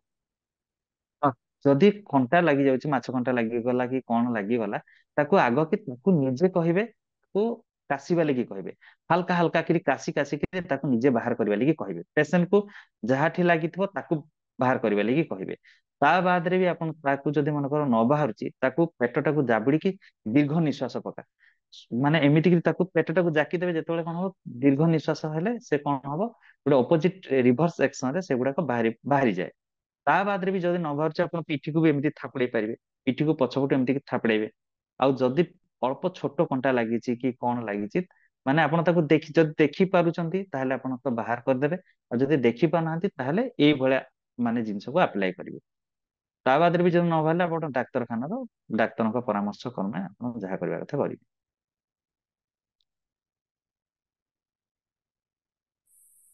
Thank you sir. ତ ଅଲଗା କାହାର କିଛି କୋଶ୍ଚିନ୍ ଅଛି ଯଦି ପଚାରି ପାରିବେ, ଯଦି ନାହିଁ ତ ନ ବି ଲେଖିପାରିବେ, କିଛି ଅସୁବିଧା ନାହିଁ। ତ ମୁଁ ଲାଗୁଛି ପ୍ରାୟ ସମସ୍ତଙ୍କର କୋଶ୍ଚିନ୍ ଆମେ କଭର କରୁଛେ। ଆଉ କିଛି କୋଶ୍ଚିନ୍ ବି ଆମେ ହୁଏତ ଏଇ କୋଶ୍ଚିନ୍ ଭିତରେ ବି ଆମେ କିଛି ଜଣଙ୍କର କୋଶ୍ଚିନ୍ ବି କଭର କରିଦେଇଥିବା। ତାପରେ ବି ଯଦି କିଛି କୋଶ୍ଚିନ୍ ଅଛି ତ ଆପଣମାନେ ପଚାରି ପାରିବେ।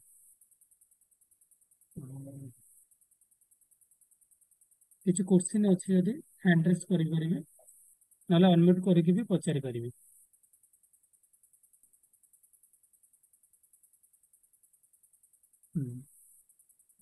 ଐଶ୍ୱର୍ଯ୍ୟା, ତ କିଛି କୋଶ୍ଚିନ୍ ଅଛି ତମର, ପଚାରି ପାର।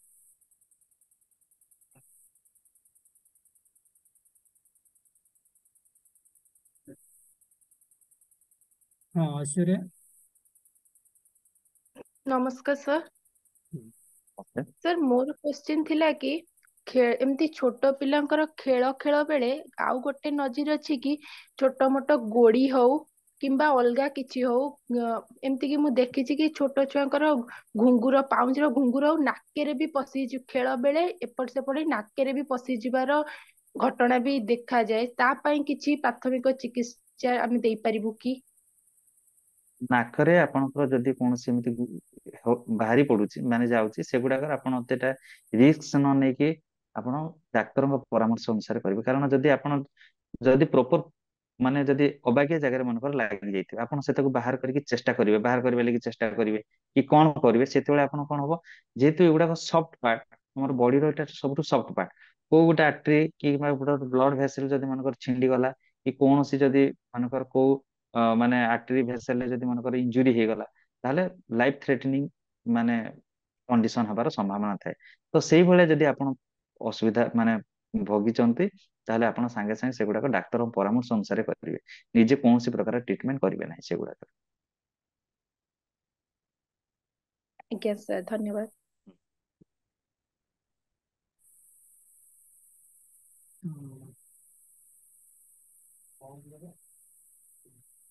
ନେକ୍ସଟ କାହାର କିଛି କୋଶ୍ଚିନ୍ ଅଛି, ଡାଇରେକ୍ଟ ବି ଆପଣ ଅନମ୍ୟୁଟ୍ କରିକି ପଚାରି ପାରିବେ। ହାର୍ଟ ଆଟାକ୍ ହେଲେ ଏଟାକୁ ପଠେଇଛନ୍ତି ଗୋଟେ ପେସେଣ୍ଟ, ହାର୍ଟ ଆଟାକ୍ ହେଲେ ଆପଣ କିଛି ଫାର୍ଷ୍ଟ ଏଡ୍ ପସିବୁଲ କି? ହାର୍ଟ ଆଟାକ୍ ଯଦି ଆପଣଙ୍କର ହଉଛି, ଆପଣ ମାନେ ପେସେଣ୍ଟ ଟା ଯଦି ମନେକର ସିଭିୟର, ଦେଖନ୍ତୁ ହାର୍ଟ ଆଟାକ୍ ର କ୍ୟାଟେଗୋରାଇଜେସନ ବିଭିନ୍ନ ପ୍ରକାର ଅଛି। ହାର୍ଟ ଆଟାକ୍ ର ଆପଣ ଜାଣିପାରିବେନି ଯେ କୋଉ କାରଣ ଯୋଗୁଁ ହାର୍ଟ ଆଟାକ୍ ଟା ହେଇଛି। ହାର୍ଟ ଆଟାକ୍ ହେଲେ ଆମର କଣ କେତେଟା କାରଣ ଦେଖନ୍ତୁ, କହୁଛି ଗୋଟେ ହାଇପରଟେନସନ ମାନେ ଯଦି ହାଇ ବିପି ରହିଲା ହାର୍ଟ ଆଟାକ୍ ହବାର ପସିବିଲିଟି ଥାଏ। ଯଦି କୌଣସି ହାର୍ଟ ର କୌଣସି ଆର୍ଟେରୀରେ ଯଦି କୌଣସି ବ୍ଲକେଜ ଆସିଲା ତାହେଲେ ବି ହାର୍ଟ ଆଟାକ୍ ହବାର ସମ୍ଭାବନା ଥାଏ। ତ ସେଥିଲାଗି ଆପଣ ହାର୍ଟ ଆଟାକ୍ ର କୌଣସି ଯଦି ଜିନିଷ ଯଦି ଯଦି ହାର୍ଟ ଆଟାକ୍ ହେଇକିରି ଯଦି ପେସେଣ୍ଟ ଅନକନସିୟସ ଯଦି ଅଛି ତାହେଲେ ଆପଣ ସିପିଆର କରିବେ, କାର୍ଡିଓ ପଲମନାରୀ ରିସସିଟେସନ, ଯୋଉ ଛାତିକୁ ଦବେଇକିରି କରିପାରିବେ। ଆଉ ଯଦି ଆପଣ ଆପଣ ତ ଦେଖନ୍ତୁ ଏକରେ ପ୍ରଥମେ ଆପଣ ଜାଣିପାରିବେନି ଯେ ଏଇଟା ହାର୍ଟ ଆଟାକ୍ ର ମାନେ ହେଇଛି କି ନାହିଁ, କାରଣ କିଛିଟା ଜିନିଷ ଅଛି। ହାଇପର ଏସିଡିଟି ମାନେ ଆମର ସିଭିୟର ଏସିଡିଟି ବି ମାନେ ଏସିଡିଟିର ଲକ୍ଷଣ ଯାହା ଗୋଟେ ହାର୍ଟ ଆଟାକ୍ ର ବି ଲକ୍ଷଣ ପାଖାପାଖି ସମାନ। ତ ଆପଣ ସେଇଠି ଜାଣିପାରିବେନି ଯେ କୋଉଟା ହାର୍ଟ ଆଟାକ୍ ଯୋଗୁ ହେଇଛି କିମ୍ବା ଏସିଡିଟି ଯୋଗୁ ହେଇଛି କିମ୍ବା ଆଉ କୋଉ କାରଣ ଯୋଗୁ ହେଇଛି। ତ ଯଦି ସେଇଭଳିଆ କଣ୍ଡିସନରେ ପେସେଣ୍ଟ ଯଦି ଅନକନସିୟସ ରହୁଛି, ଯଦି ପେସେଣ୍ଟର ସେନ୍ସ ରହୁନି, ଆପଣ ସେଇଠି ସିପିଆର କରିପାରିବେ। ତା ଛଡା ଆପଣ ହାର୍ଟ ଆଟାକରେ କୌଣସି ପ୍ରାଥମିକ ଚିକିତ୍ସା ଆପଣଙ୍କ କରିପାରିବେ ନାହିଁ। କୁକୁର କାମୁଡା ପାଇଁ ଥ୍ୟାଙ୍କ ୟୁ ସାର୍। ଯେମିତି ପ୍ରାଥମିକ ଚିକିତ୍ସା ଅଛି, ହଁ ଅଛି। ବିଲେଇ କି ମୂଷା ସମସ୍ତଙ୍କ ପାଇଁ ପ୍ରାଥମିକ ଚିକିତ୍ସା ଅଛି। ଆପଣ ସର୍ବପ୍ରଥମେ ଯେକୌଣସି ଜୀବଜନ୍ତୁ ଆପଣଙ୍କୁ କାମୁଡୁ, ଆପଣ ପ୍ରଥମ ଚିକିତ୍ସା ପ୍ରାଥମିକ ଚିକିତ୍ସା ଏତିକି କରିପାରିବେ, ଆପଣ ବାରମ୍ବାର ବାରମ୍ବାର ତାକୁ ସାବୁନ ପାଣିରେ ଧୋଇବେ। କାରଣ ଯୋଉ ବ୍ୟାକ୍ଟେରିଆ ଥିବ କି ଯୋଉ ଭାଇରସ ଥିବ, ସେ ଆପଣ ବାରମ୍ବାର ବାରମ୍ବାର ଧୋଇବା ଦ୍ଵାରା ସେ ଭାଇରସ କିମ୍ବା ବ୍ୟାକ୍ଟେରିଆ ଗୁଡାକ ସେଇଠି ଆଉ ସେ ବ୍ଲଡ ରକ୍ତ ନଳୀ ଭିତରକୁ ପ୍ରବେଶ କରିପାରିବେ ନାହିଁ ସେମାନେ। ଆପଣ ଏତିକି କରିପାରିବେ, କିମ୍ବା ତା ସାଙ୍ଗରେ ଆପଣ ବାରମ୍ବାର ଧୋଇକି ଆପଣ ଆଣ୍ଟିସେପ୍ଟିକ ଲୋସନ ଲଗେଇ ପାରିବେ, ଯୋଉ ସେଭଲନ ହଉ କି ଡେଟଲ ହଉ କି ପୋଭିଡନ ଆଇଡିନ ସଲ୍ୟୁସନ, ଆପଣ ଏତିକି ସବୁ ଜିନିଷ ଗୁଡାକ କରିବେ।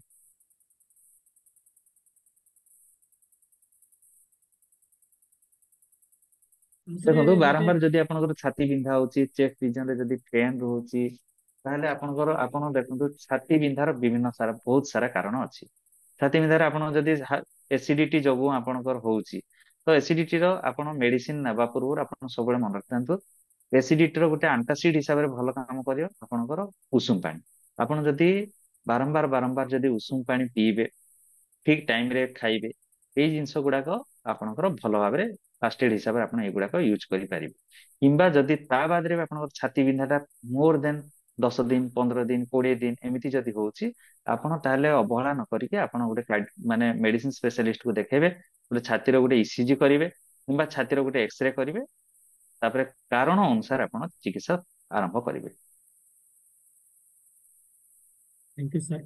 ଆଉ ଗୋଟେ ସାର୍ କୋଶ୍ଚିନ୍ ଥିଲା ଆମର ସାର୍ ଓଡିଶାରେ ଯଦି ଦେଖିବା ଲୋକାଲି, ତ କୋଉ ସାପ ଆମର ବିଷହୀନ ସାପ ବୋଲି ଆମେ ମାନୁଛେ? ବିଷହୀନ ସାପ ମାନେ ଆପଣ ଯୋଉ ଗୁଡାକ ଆପଣ ଢମଣା ସାପ ବିଷହୀନ ହେଲା, କି ଧଣ୍ଡ ସାପ, ଏଗୁଡାକ ବିଷହୀନ ପ୍ରାୟତଃ। ବିଷହୀନ ସାପ ଗୁଡାକ ଦେଖିବେ, ବିଷହୀନ ସାପ ଗୁଡାକ ଯାହା ଗୁଡାକର ଫଣା ନଥିବ, ପ୍ରାୟତଃ ଯୋଉ ସାପ ମାନଙ୍କର ଫଣା ନଥିବ ସେଗୁଡାକ ଆପଣ ବିଷହୀନ ସାପ ଗୁଡାକ।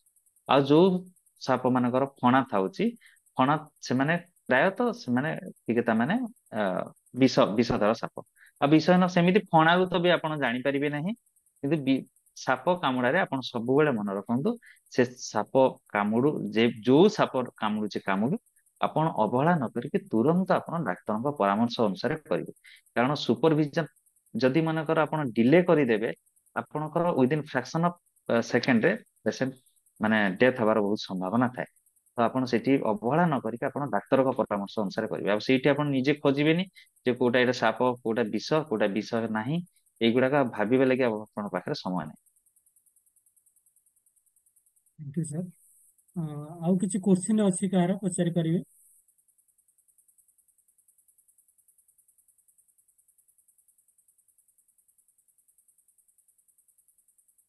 ସଡନଲି ଯୋଉ ବାତ ଫାତ ବାହାରିଲେ ତାଙ୍କୁ କିଛି ଫାଷ୍ଟ ଏଡ୍ ଦେଇହବ କି?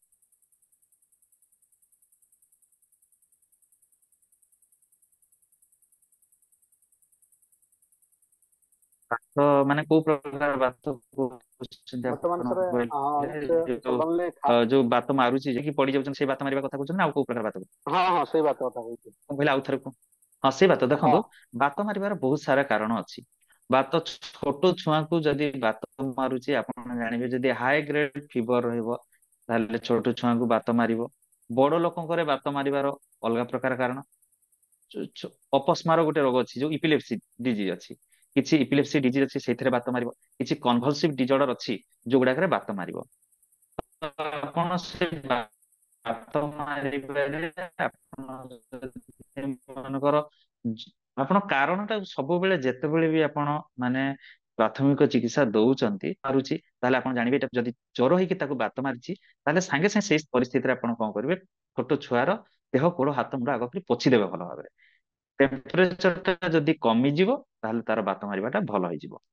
ଆଉ ଯଦି ବଡ ମାନଙ୍କୁ ଯଦି ମନେକର ଇପିଲେପ୍ସି ଯଦି ଅପସ୍ମାର ଯୋଗୁଁ ତାକୁ ବାତ ମାରୁଛି, ଅପସ୍ମାରର ଆପଣ ତାକୁ କଣ କରିବେ, ବାତ ମାରିବା ଜାଗାରେ ତାକୁ ଖୋଲା କରିବେ। ଯୋଉ ଜାଗାରେ ବି ଆପଣ ତାକୁ ତାକୁ ପ୍ରପର ଭେଣ୍ଟିଲେସନ ଦେବେ। ଭେଣ୍ଟିଲେସନ ମାନେ ଭଲ ଫ୍ୟାନ ପବନରେ ତାକୁ ବସାଇବେ, ତାକୁ ଖୋଲା ଛାଡିବେ ଟିକେ ତାକୁ। ତାର ଯଦି ମନେକର ଟାଇଟ୍ ପ୍ୟାଣ୍ଟ ସାର୍ଟ ପିନ୍ଧିଛି, ସେ ଟାଇଟ୍ ପ୍ୟାଣ୍ଟ ସାର୍ଟ ତାକୁ କାଢିଦେବେ, ଢିଲା ହାଲକା ଡ୍ରେସ ପିନ୍ଧେଇବେ, ତାକୁ ପ୍ରପର ଭେଣ୍ଟିଲେସନ କରିବେ। ଏତିକି ଆପଣ କରିପାରିବେ। ଆଉ ମାନେ ଦେଖନ୍ତୁ, ଯଦି ବାତ ମାରୁଛି ସାଙ୍ଗେ ସାଙ୍ଗେ ଭଲ ହେଇଯାଉଛି ତ କିଛି ଅସୁବିଧା ନାହିଁ। ଆଉ ଯଦି ଡିଲେ ହଉଛି ତାହେଲେ ଆପଣ ସାଙ୍ଗେ ସାଙ୍ଗେ ମାନେ 108 ଆମ୍ବୁଲାନ୍ସକୁ ଫୋନ କରିକି ତାକୁ ରେଫର କରିବେ ପେସେଣ୍ଟ। ଆଚ୍ଛା, ମୁଁ କହୁଥିଲି ଯେ ସାର୍ ଯୋଉ ବାତ ଯୋଉ ମାରିଲା ତାକୁ ଆମେ ଧରି ପାରିବାନି ତ ନା ଧରି ପାରିବା? ସେ ତ ବାତ ଧର ମାରିଲେ ଆପଣ ତାକୁ, ହଁ କୁହନ୍ତୁ। ହଁ, ପାଖକୁ ଯିବା ଉଚିତ କି ନାହିଁ ମୁଁ ସେୟା ପଚାରୁଛି। ନାଇଁ, କାରଣ ଯେ ଯିବା ସେମାନଙ୍କ ତ ଉଚିତ, କିଛି ଅସୁବିଧା ନାହିଁ। ବାତ ମାରିବା ଗୋଟେ ଏଇଟା ସଂକ୍ରାମକ ରୋଗ ନୁହେଁ, ବୁଝିପାରିଲେ କି? ନାଇଁ ସାର୍, ପାଖକୁ ବାତ ଯିବା ଯଦି ଉଦ୍ଦେଶ୍ୟ ମାରୁଛି କଣ? ଜଣ, ଆଜ୍ଞା ସାର୍, ମୁଁ କୁହନ୍ତୁ। କହୁଥିଲି କି ହଁ ସାର୍, ଆମେ ଗୋଟେ ବସି ଖାଉଥିଲୁ, ସଡନଲି ଜଣକୁ ବାତ ମାରିଲା, ସେ ଧରି ନେଲେ, ହଁ, ସେ ଗୋଟେ ଆଙ୍ଗୁଳିକି ଧରି ନେଲେ, ସେ ଆଙ୍ଗୁଳିଟାକୁ ପୁରା ଷ୍ଟ୍ରିପ୍ କରି ରଖିଦେଲେ ପୁରା, ବୁଝୁଛନ୍ତି? ଗୋଟେ ନା ହାତକୁ ସେଇ ଜିନିଷ ଧରିନେଲେ ଗୁଡାକ ଜଣକୁ। କରିବେନି, ଆପଣ ଆଦୌ କରିବେନି। ସେଇ ନା ଜିନିଷ ନା, ଗୁଡାକ ସେ ଆମର ସିଏ ଯଦି ଧରି ନିଅନ୍ତି ନା, ମୁଁ ସେଇ କଥା କହୁଛି। ହଁ, ଯୋଉ କୁହନ୍ତି ଯୋଉ ତାଙ୍କର ଯୋଉ ବୁଢା ଆଙ୍ଗୁଳିକୁ ଧରିବା ପାଇଁ ବା ତାକୁ ଇଏ କରିବା ପାଇଁ, ସେ ସବୁ ଜିନିଷ ହଁ ପ୍ଲସ ଶୁଣନ୍ତୁ, ଆଜ୍ଞା ସେଇ ଜିନିଷ ଗୁଡାକ ଆପଣ ସେଗୁଡାକ ଯୋଉଟା ସେଟା କାହିଁକି କରାଯାଏ, ଆଗ କାଳରେ ସେମାନେ କଣ ଭାବୁଥିଲେ ଦେଖନ୍ତୁ। ଯୋଉ ଆମର ଯେତେବେଳେ ସାଇନ୍ସ ଏତେ ଡେଭଲପ ହେଇନଥିଲା, ଆଗ ସେମାନେ କଣ ଭାବୁଥିଲେ, ଏମିତି କରିବା ଦ୍ଵାରା ତାର ଷ୍ଟିମୁଲେସନ ଆସିବ। ମନେକର ଜଣକୁ ଗୋଟେ ଗୋଟେ ହାତକୁ ପ୍ରେସ କରିଦେବେ, ମାନେ ହାତକୁ ପ୍ରେସ କଲେ ମାନେ ଆମର ସେଣ୍ଟ୍ରାଲ ନର୍ଭସ ସିଷ୍ଟମ ଅଛି, ସିଏନଏସ୍ ଅଛି, ସେଇଟା ତା ମାନେ ଆକ୍ଟିଭ ହବ। ମାନେ ସେୟା ଭାବିକି ସେମାନେ କରୁ, ଯୋଉଟା କି ସେଟା ରଙ୍ଗ ପ୍ରୋସିଜର। ସେଇ ଜାଗାରେ ତାକୁ ପେସେଣ୍ଟ କୁ ସବୁବେଳେ ମନେ ରଖିବେ, ତାକୁ ଖୋଲା ଛାଡିବେ। ତାକୁ ତା ପାଖରେ ରୁଣ୍ଡ ହେବେନି, ପାଟିତୁଣ୍ଡ କରିବେନି, ତାକୁ କିଛି ସମୟ ପାଇଁ ପୁରା ଖୋଲା ଛାଡ଼ିଦେବେ, ପ୍ରପର ଭେଣ୍ଟିଲେସନ କରିବେ। ଯଦି ମନେକର ଫ୍ୟାନ ନାହିଁ, ତାକୁ ପ୍ରପର ତାକୁ ପଙ୍ଖା କରିବେ। ପଙ୍ଖା କରିକି ସେଇ ଜାଗାରେ ପାଣି ପଣା ଛଟା ଛୁଟି କିଛି କୌଣସି ନାହିଁ, ତାକୁ ପ୍ରପର ଭେଣ୍ଟିଲେସନ କରିବେ। କାରଣ ଆପଣ ମନେ ରଖିଥାନ୍ତୁ, ଅକ୍ସିଜେନ ହିଁ ତାର ଲାଇଫ ଟାକୁ ବଞ୍ଚେଇବ। ସେଇ ଟାଇମରେ ଆପଣ ଯଦି ପ୍ରପର ଅକ୍ସିଜେନ ସପ୍ଲାଏ ହେଲା କି କଣ ହେଲା, ଆମର କଣ ହୁଏ, ଯେତେବେଳେ ଆମର ବାତ ମାରିବାର ଗୋଟେ କାରଣ ମନେ ରଖିଥାନ୍ତୁ। ବାତ କେତେବେଳେ ମାରିବ, ଯେତେବେଳେ ଆମର ପ୍ରପର ଯେତିକି ମାତ୍ରାରେ ବ୍ରେନ ଟା ଅକ୍ସିଜେନ ପାଇବା କଥା, ସେତିକି ମାତ୍ରାରେ ଯଦି ଅକ୍ସିଜେନ ମିଳିବନି ତାହେଲେ ବାତ ମାରିବ। ତ ଆପଣ ସେଇଠି ତାକୁ ଅକ୍ସିଜେନ ଦେବେ, ଯେତେ ମାତ୍ରାରେ ସେ ପ୍ରଚୁର ମାତ୍ରାରେ ଅକ୍ସିଜେନ ପାଇପାରିବ ସେ ବ୍ୟବସ୍ଥା କରିବେ। ନାଇଁ ଯେ ତାକୁ ମାନେ ତାକୁ ହାତ କାମୁଡିବେ, ଜୋତା ମୋଜା ଯୋଉ ଶୁଙ୍ଘାଉଛନ୍ତି ଶୁଙ୍ଘେଇବେ, ଏଇ ଜିନିଷ ଗୁଡାକ ଆପଣ ଆଦୌ କରିବେ ନାହିଁ। ମାନେ ଯଦି ତାକୁ କୌଣସି ଏସି ରୁମ ରେ ରଖିଲେ କିଛି ଅସୁବିଧା ନାହିଁ ତ? କିଛି ଅସୁବିଧା ନାହିଁ, ଜର କିଛି ଆସିଲେ ଅସୁବିଧା ନାହିଁ। ତାକୁ କିଛି ଏସି ରୁମ ଅସୁବିଧା ରେ ତାକୁ ପ୍ରପର ଭେଣ୍ଟିଲେସନ କରିବେ। ତାକୁ ମାନେ ତାର ଯେମିତି ପଡି ଯାଇଥିବ କି କଣ କରିଥିବ, ତାକୁ ଭଲ ଜାଗାକୁ ଆଣିକି ତାକୁ ରଖା ରଖି କରିବେ। ହଁ, କାରଣ ସାର୍ ମୁଁ ଦେଖିଛି ତ ସେଇ ସିଚୁଏସନ ଟା, ସେ ଗୋଟେ ହଁ ସାଙ୍ଗ ହଁ, ମୋର ନାଇଁ ସେ ନାଇଁ, ଆପଣ ପାଇବେ ସେଇଭଳିଆ ପେସେଣ୍ଟ। ଆପଣ ଏଇଟା ଆଜ୍ଞା ସବୁ ଜାଗାରେ ଇପିଲେପ୍ସି ଯୋଉ ଅପସ୍ମାର ରୋଗୀ ଅଛନ୍ତି, ଅପସ୍ମାରୀ ରୋଗ ହେଲା, କିମ୍ବା ଆପଣ ସବୁବେଳେ କାରଣଟାକୁ ଦେଖିବେ। ଯଦି ଛୋଟ ଛୁଆ ମାନଙ୍କୁ ଜର ହେଇକି ଯଦି ବାତ ମାରୁଛି, ତାହେଲେ ସେଇ ଜାଗାରେ ଆପଣ କଣ କରିବେ, ଛୋଟ ଛୁଆକୁ ତାର ଟେମ୍ପରେଚର ଟା କେମିତି ରିଡ୍ୟୁସ ହବ ସେ ପ୍ରତି ଆପଣ ଦୃଷ୍ଟି ଦେବେ। ଆଜ୍ଞା, ଥ୍ୟାଙ୍କ ୟୁ ସାର୍। ହଁ, welcome. Thank you sir. Acidity headache ପାଇଁ ସେଇଟା କଣ କରିବ? ଏସିଡିଟି ଯଦି ଆପଣଙ୍କର ହଉଛି, ଏସିଡିଟି ମାନେ ଆପଣ ଆଣ୍ଟାସିଡ୍ ସବୁବେଳେ ମାନେ ଦେଖନ୍ତୁ, ଏସିଡିଟି ଆପଣଙ୍କର ଗୋଟେ ହେଲା ଲାଇଫଷ୍ଟାଇଲ ଡିଜର୍ଡର। ଆପଣ ଯଦି ଲାଇଫଷ୍ଟାଇଲ ତାକୁ ଚେଞ୍ଜ କରିଦେବେ, ଏସିଡିଟି ତାମାନେ ଭଲ ହେଇଯିବ। ଏସିଡିଟି ଗୋଟେ ରୋଗ ନୁହେଁ, ଏସିଡିଟି ଗୋଟେ ହେଲା ଲାଇଫଷ୍ଟାଇଲ ଯୋଗୁ ଆପଣ ଏସିଡିଟି ହଉଛି, ସେଇ ଜିନିଷ ଗୁଡାକ ଆପଣ ଆଭଏଡ କରିବେ ହେଲା। ତାର ମାନେ ପାଣି ପିଇଲେ ବି ଇଭିନ ଏସିଡିଟି ହୁଏ ଜଣଙ୍କର। ଆପଣ ସେଇ ଜାଗାରେ ସିଭିୟର ଏସିଡିଟି ଯଦି ହଉଛି, ଆପଣ ସବୁବେଳେ ମନେ ରଖିଥାନ୍ତୁ ଉଷୁମ ପାଣି ବ୍ୟବହାର କରିବେ। ଯାହାକୁ ବି ଆପଣଙ୍କର ଏସିଡିଟି ଅଛି ତାକୁ ବି ଏଡଭାଇସ କରିବେ ଉଷୁମ ପାଣି ପିଇବା ଲାଗି, ଆଉ ଖାଲି ପେଟରେ ରହିବା ଲାଗି ମନେ କରିବେ। ଯାହା ବି ସକାଳୁ ଉଠୁ ଉଠୁ କିଛି ନା କିଛି ଖାଇବ। ଖାଲି ପେଟରେ ରହିଲେ ମାନେ ଆମର ଏସିଡିଟି ସିକ୍ରେସନ ବେଶୀ ହବ, ଏସିଡ ସିକ୍ରେସନ ବେଶୀ ହେଇକି ହାଇପର ଏସିଡିଟି ହବ।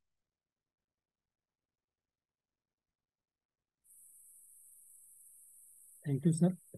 ତ ପାଖାପାଖି ସମସ୍ତଙ୍କର କୋଶ୍ଚିନ୍ କଭର ହେଇଗଲାଣି ଲାଗୁଛି। ଯଦି କାହାର କିଛି କୋଶ୍ଚିନ୍ ନାହିଁ ତାହେଲେ ଆମେ ଆଜ୍ଞା ସାର୍, ଆଉ ଗୋଟେ ହଁ କ୍ୱେଶ୍ଚନ୍ ଥିଲା ସାର୍। ହଁ ଦୀପ୍ତି କୁହ। ହଁ ହଁ ସାର୍ ଯଦି ଗୋଟେ ଷ୍ଟୁଡେଣ୍ଟ ଡିପ୍ରେସନ ରେ ଅଛି ସାର୍, ଆଉ ସେ କ୍ଲାସ ରେ ଧ୍ୟାନ ଦେଇ ପାରୁନି, ହେଲେ ଆମେ ସାର୍ କଣ ଉପାୟ କରିପାରିବା? ଡିପ୍ରେସନ ମାନଙ୍କର ଯଦି ତାକୁ କାଉନସେଲିଂ କରିବେ, ତାକୁ ଆଉ କୌଣସି ଟ୍ରିଟମେଣ୍ଟ ନାହିଁ, ତାକୁ କାଉନସେଲିଂ ପ୍ରପର କାଉନସେଲିଂ କରିବେ। ଯଦି ମାନଙ୍କର କୋଉ କାରଣରୁ ଯଦି ମେଣ୍ଟାଲ ଟେନସନ ରେ ଅଛି, ତାର ଯଦି ମାନଙ୍କର କଣ ନିୟର ଡିୟର କିଏ ମରିଯାଇଛନ୍ତି କି କଣ ଅଛି, ତାକୁ ସବୁବେଳେ ସାନ୍ତ୍ୱନା ଦେବେ। ସାଇକୋଲୋଜିକାଲ ଟ୍ରିଟମେଣ୍ଟ କରିବେ, ମାନସିକ ହିସାବରେ ତାକୁ ଷ୍ଟ୍ରେଂଥ କରିବେ। ଆଉ ତାକୁ ସେଇ ଭଳିଆ ପିଲାଙ୍କୁ ଆପଣ ଯଦି ମନେକର ପଢଉଛନ୍ତି, ଦେଖିଲେ ଗୋଟେ ପିଲାଟା ଆଟେନସନ ଡେଫିସିଟ ଗୋଟେ ଅଛି, ଗୋଟେ disease attention deficit hypertensive disorder, ମାନେ ଜଣଙ୍କର କଣ ହବ, ସେମାନେ ଆଟେନସନ ନେବେନି। ତ ସେଇ ଜାଗାରେ ଆପଣ ମାନେ ଏଜ ଏ ଟିଚର, ଆପଣ ଟିଚର ହିସାବରେ ତାକୁ ବେଶୀ ଆଟେନସନ ଦେବେ। ସେ ଯେମିତି ଆପଣଙ୍କୁ ଟିକେ ବେଶୀ ଫୋକସ କରିବ, ତାକୁ ଟିକେ ବେଶୀ ଇମ୍ଫାସିସ ଦେବେ। ତାକୁ ସବୁବେଳେ କ୍ୱେଶ୍ଚନ ଯୋଉ ପଚାରିବେ, ତାକୁ ଟିକେ ଅଧିକା ମାତ୍ରାରେ ପଚାରିବେ, ତାକୁ ଟିକେ ମାନେ ସ୍ନେହ କରିବେ, ଆଦର କରିବେ। ସେଇଭଳିଆ ହେଲେ ସେ କଣ ହବ, ସେ ମୋରାଲି ଷ୍ଟ୍ରେଂଥ, ତାର ମୋରାଲ ଷ୍ଟ୍ରେଂଥ ତାର ବଢିବ। ଆଉ ମାନସିକ ଭାବରେ ସେ ଯେତେବେଳେ ମାନେ ଷ୍ଟ୍ରଙ୍ଗ ହେଇଯିବ, ତାକୁ ଡିପ୍ରେସନ କୌଣସି ରୋଗ ରହିବନି। ତାକୁ ସେଇଭଳିଆ ଲୋକକୁ ଆପଣ ମାନସିକ ହିସାବରେ ହିଁ ଆପଣ ଚିକିତ୍ସା କରିବେ। କୋଉଠି ସାର୍ ମହୁମାଛି ଚାଟ୍ ବକ୍ସ? କାମୁଡିଲେ ଆପଣ କୌଣସି କିରୋସିନ ଫିରୋସିନ ଏଇ ଜିନିଷ ଗୁଡାକ ୟୁଜ କରିବେ ନାହିଁ, ଜମା ବି ୟୁଜ କରିବେନି। ଏଗୁଡାକ ଇନଫେକ୍ସନ ହେଇକି ଆହୁରି ସେକେଣ୍ଡାରୀ ଇନଫେକ୍ସନ ହେଇକି ବହୁତ ସାରା ଡିଜିଜ ହେବାର ସମ୍ଭାବନା ଥାଏ। ତ ସେଇ ଭଳିଆ ଜିନିଷକୁ ଆପଣ ଜମା ବି ବ୍ୟବହାର କରିବେ ନାହିଁ।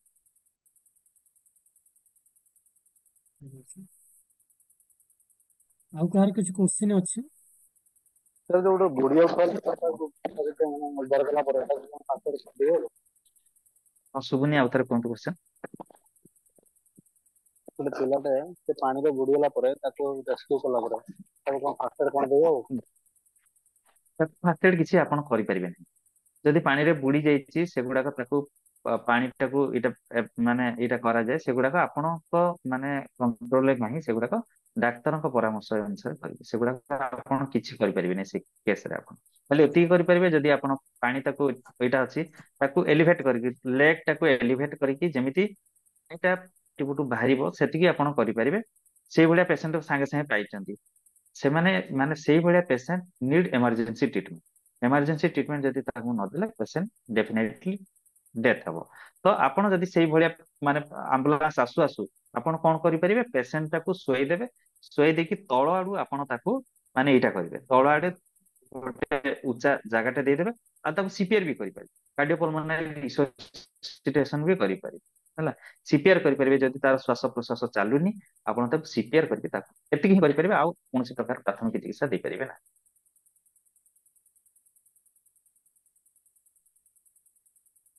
ସିପିଆର ସାର୍ କେତେ ଥର କରିବାକୁ ପଡିବ? ସିପିଆର ଆପଣ ପେସେଣ୍ଟ କଣ୍ଡିସନ ଦେଖିକି 100ରୁ 120 ପର ମିନିଟରେ ଆପଣ କରିବେ।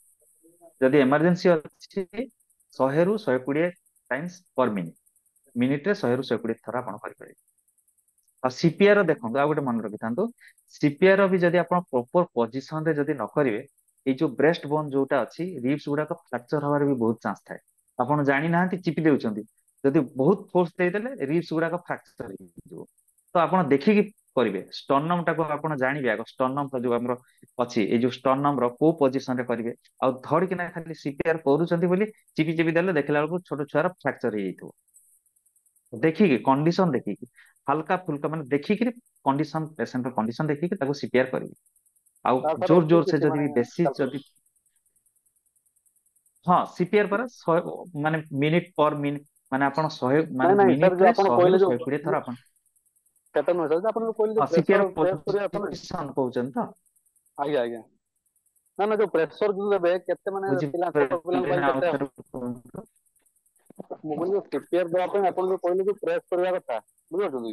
ଦେଖନ୍ତୁ ପ୍ରେସର ଯୋଉ ଦେବେ, ଆଜ୍ଞା। ହଁ ହଁ ହଁ, ତାର କିଛି ଅଛି କି କାଲକୁଲେସନ, କେତେ ଅଛି କି ତାର? ହଁ କୁହନ୍ତୁ ଆଉଥରେ। ମୁଁ କହିଲି ପ୍ରେସର ଦବାର କୋଉ ଛୋଟ ପିଲା ପ୍ରେସରରେ କି ବଡ ସେମିତି ତ ଲୋକ? କିଛି କାଲକୁଲେସନ ନାହିଁ। ପେସେଣ୍ଟ ଦେଖନ୍ତୁ, ପେସେଣ୍ଟ ଟୁ ପେସେଣ୍ଟ ସେଟା ଡିଫର କରେ। କାରଣ ପେସେଣ୍ଟର ବଡି କନଷ୍ଟିଚ୍ୟୁଟ, ଜଣେ ମୋଟା ଲୋକ ଅଛି, ଆପଣ ତାକୁ ଟିକେ ବେଶୀ ପ୍ରେସର ଦେବେ। ଜଣେ ଯଦି ମନେକର ପତଳା ଲୋକ ଅଛି, ତାକୁ ହାଲକା ଫୁଲକା ପ୍ରେସର ଦେବେ।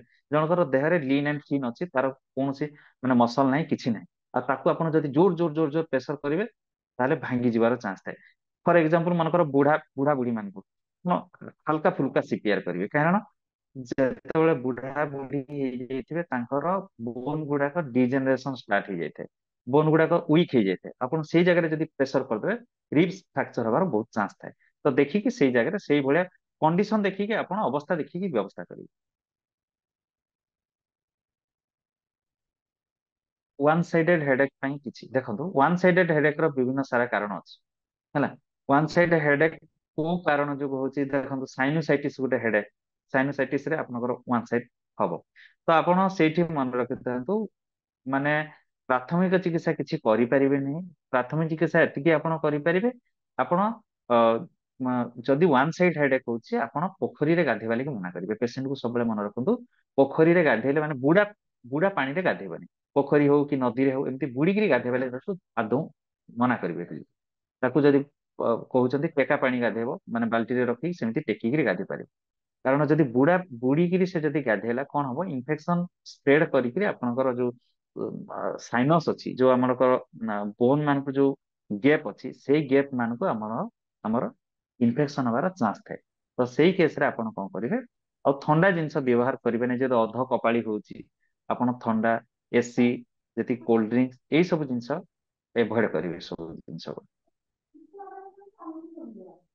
ଅପରେସନ ପରେ ବାର ବାର ହିଚକି ହେଲା କଣ?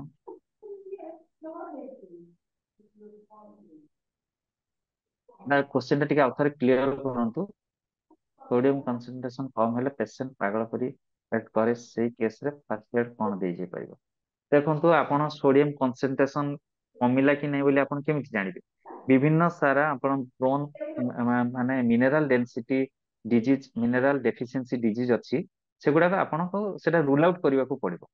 ଏମିତି ଗୋଟେ ଆପଣ ଜାଣିପାରିବେନି ଯେ ଏଇଟା ସୋଡିୟମ କମିଛି କି ପଟାସିୟମ କମିଛି କି କଣ କମିଛି, ଆପଣ କିଛି ଜାଣିପାରିବେନି। ତ ସେଇଥିଲାଗି ଆପଣ ସେଗୁଡାକ କିଛି ନ କରିକି ଡାକ୍ତରଙ୍କ ପରାମର୍ଶ ଅନୁସାରେ ଆପଣ ଯାହା କରିବା କଥା କରିବେ। ଆଉ ଯୋଉ ଅପରେସନ ପରେ ବାର ବାର କୋଉ ଅପରେସନ ହେଇଥିଲା ଆପଣଙ୍କର, ସେଟା ଟିକେ କ୍ଲିୟର କରନ୍ତୁ, ସେଇ ହିସାବରେ ମୁଁ କହିବି।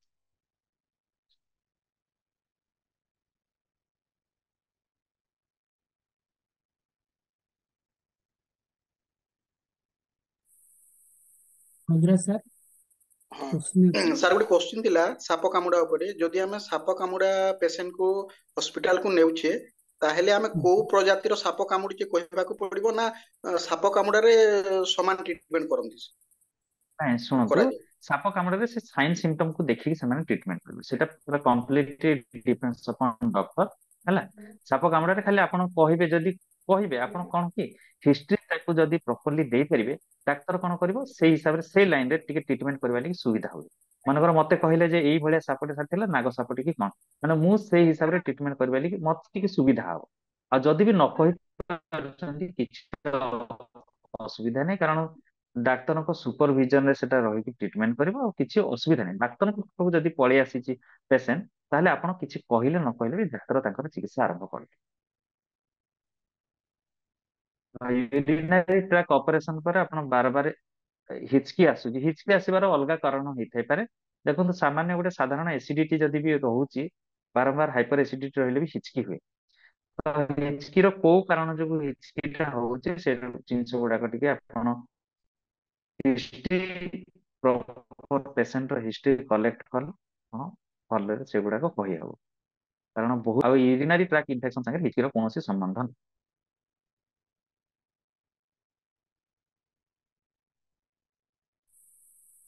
Thank you sir. ତ ପାଖାପାଖି ଲାଗୁଛି ସମସ୍ତଙ୍କର କୋଶ୍ଚିନ୍ ଆମେ ସଲ୍ଭ କଲେ, କିଛି କୋଶ୍ଚିନ୍ ଆମେ ଆଉଟସାଇଡ୍ ବି ନେଲେ। ତ ଫାଷ୍ଟ ଏଡ୍ ୱାନ୍ ଆମର ଥିଲା ଏ ଟପିକ୍ର। ତ ଆମେ ଫାଷ୍ଟ ଏଡ୍ ୱାନ୍ ରେ ଯେମିତି କି ଯୋଉ ସବୁ କୋଶ୍ଚିନ୍ ଆସୁଛି, ମହୁମାଛି କାମୁଡିବା ହେଲା, ତ ସିପିଆର ଆମେ କେମିତି ଦେବା, ଏସବୁ ଆମର ଫାଷ୍ଟ ଏଡ୍ ଟୁ ରେ ଅଲରେଡି ଟପିକ୍ ବି ଅଛି। ତ ଯଦି ଆମେ ଆଗକୁ ଫାଷ୍ଟ ଏଡ୍ ଟୁ ନେଇକି ଆସୁଛେ, ଆମେ ସେ ବିଷୟରେ ବି ଡିଟେଲ୍ସ ସାର୍ ଯୋଉ କହିଲେ ସେ ବିଷୟରେ ବି ଆମେ ଆଉ ଟିକେ ଧାରଣା ପାଇପାରିବା। ତ ଥ୍ୟାଙ୍କ ୟୁ ସାର୍, ଆପଣ ବହୁମୂଲ୍ୟ ସମୟ ଦେଲେ। ପାଖାପାଖି ଘଣ୍ଟେ 10 ମିନିଟ୍ ପାଖାପାଖି ଆମ ସହିତ ରହିଲେ। ପିଲାମାନଙ୍କର ଯାହା ବି କୋଶ୍ଚିନ୍ ଥିଲା ତାର ଆନ୍ସର ଭଲ ଭାବରେ ଦେଲେ। ମତେ ଲାଗୁଛି ସମସ୍ତଙ୍କର କୋଶ୍ଚିନ୍ର ଆନ୍ସର ସମସ୍ତେ ପାଇଥିବେ। ଆଉ ଯାହାର ଯାହା ପ୍ରୋବ୍ଲେମ ଥିଲା, ମନରେ କିଛି ଡାଉଟ୍ ଥିଲା, ଯାହା ବି ସନ୍ଦେହ ଥିଲା, ସମସ୍ତଙ୍କର ଦୂର ହେଇଥିବ। ତ ସମସ୍ତଙ୍କ ତରଫରୁ ମୁଁ ଆପଣଙ୍କୁ ଧନ୍ୟବାଦ ଜଣାଉଛି। Thank you sir. ୱେଲକମ୍।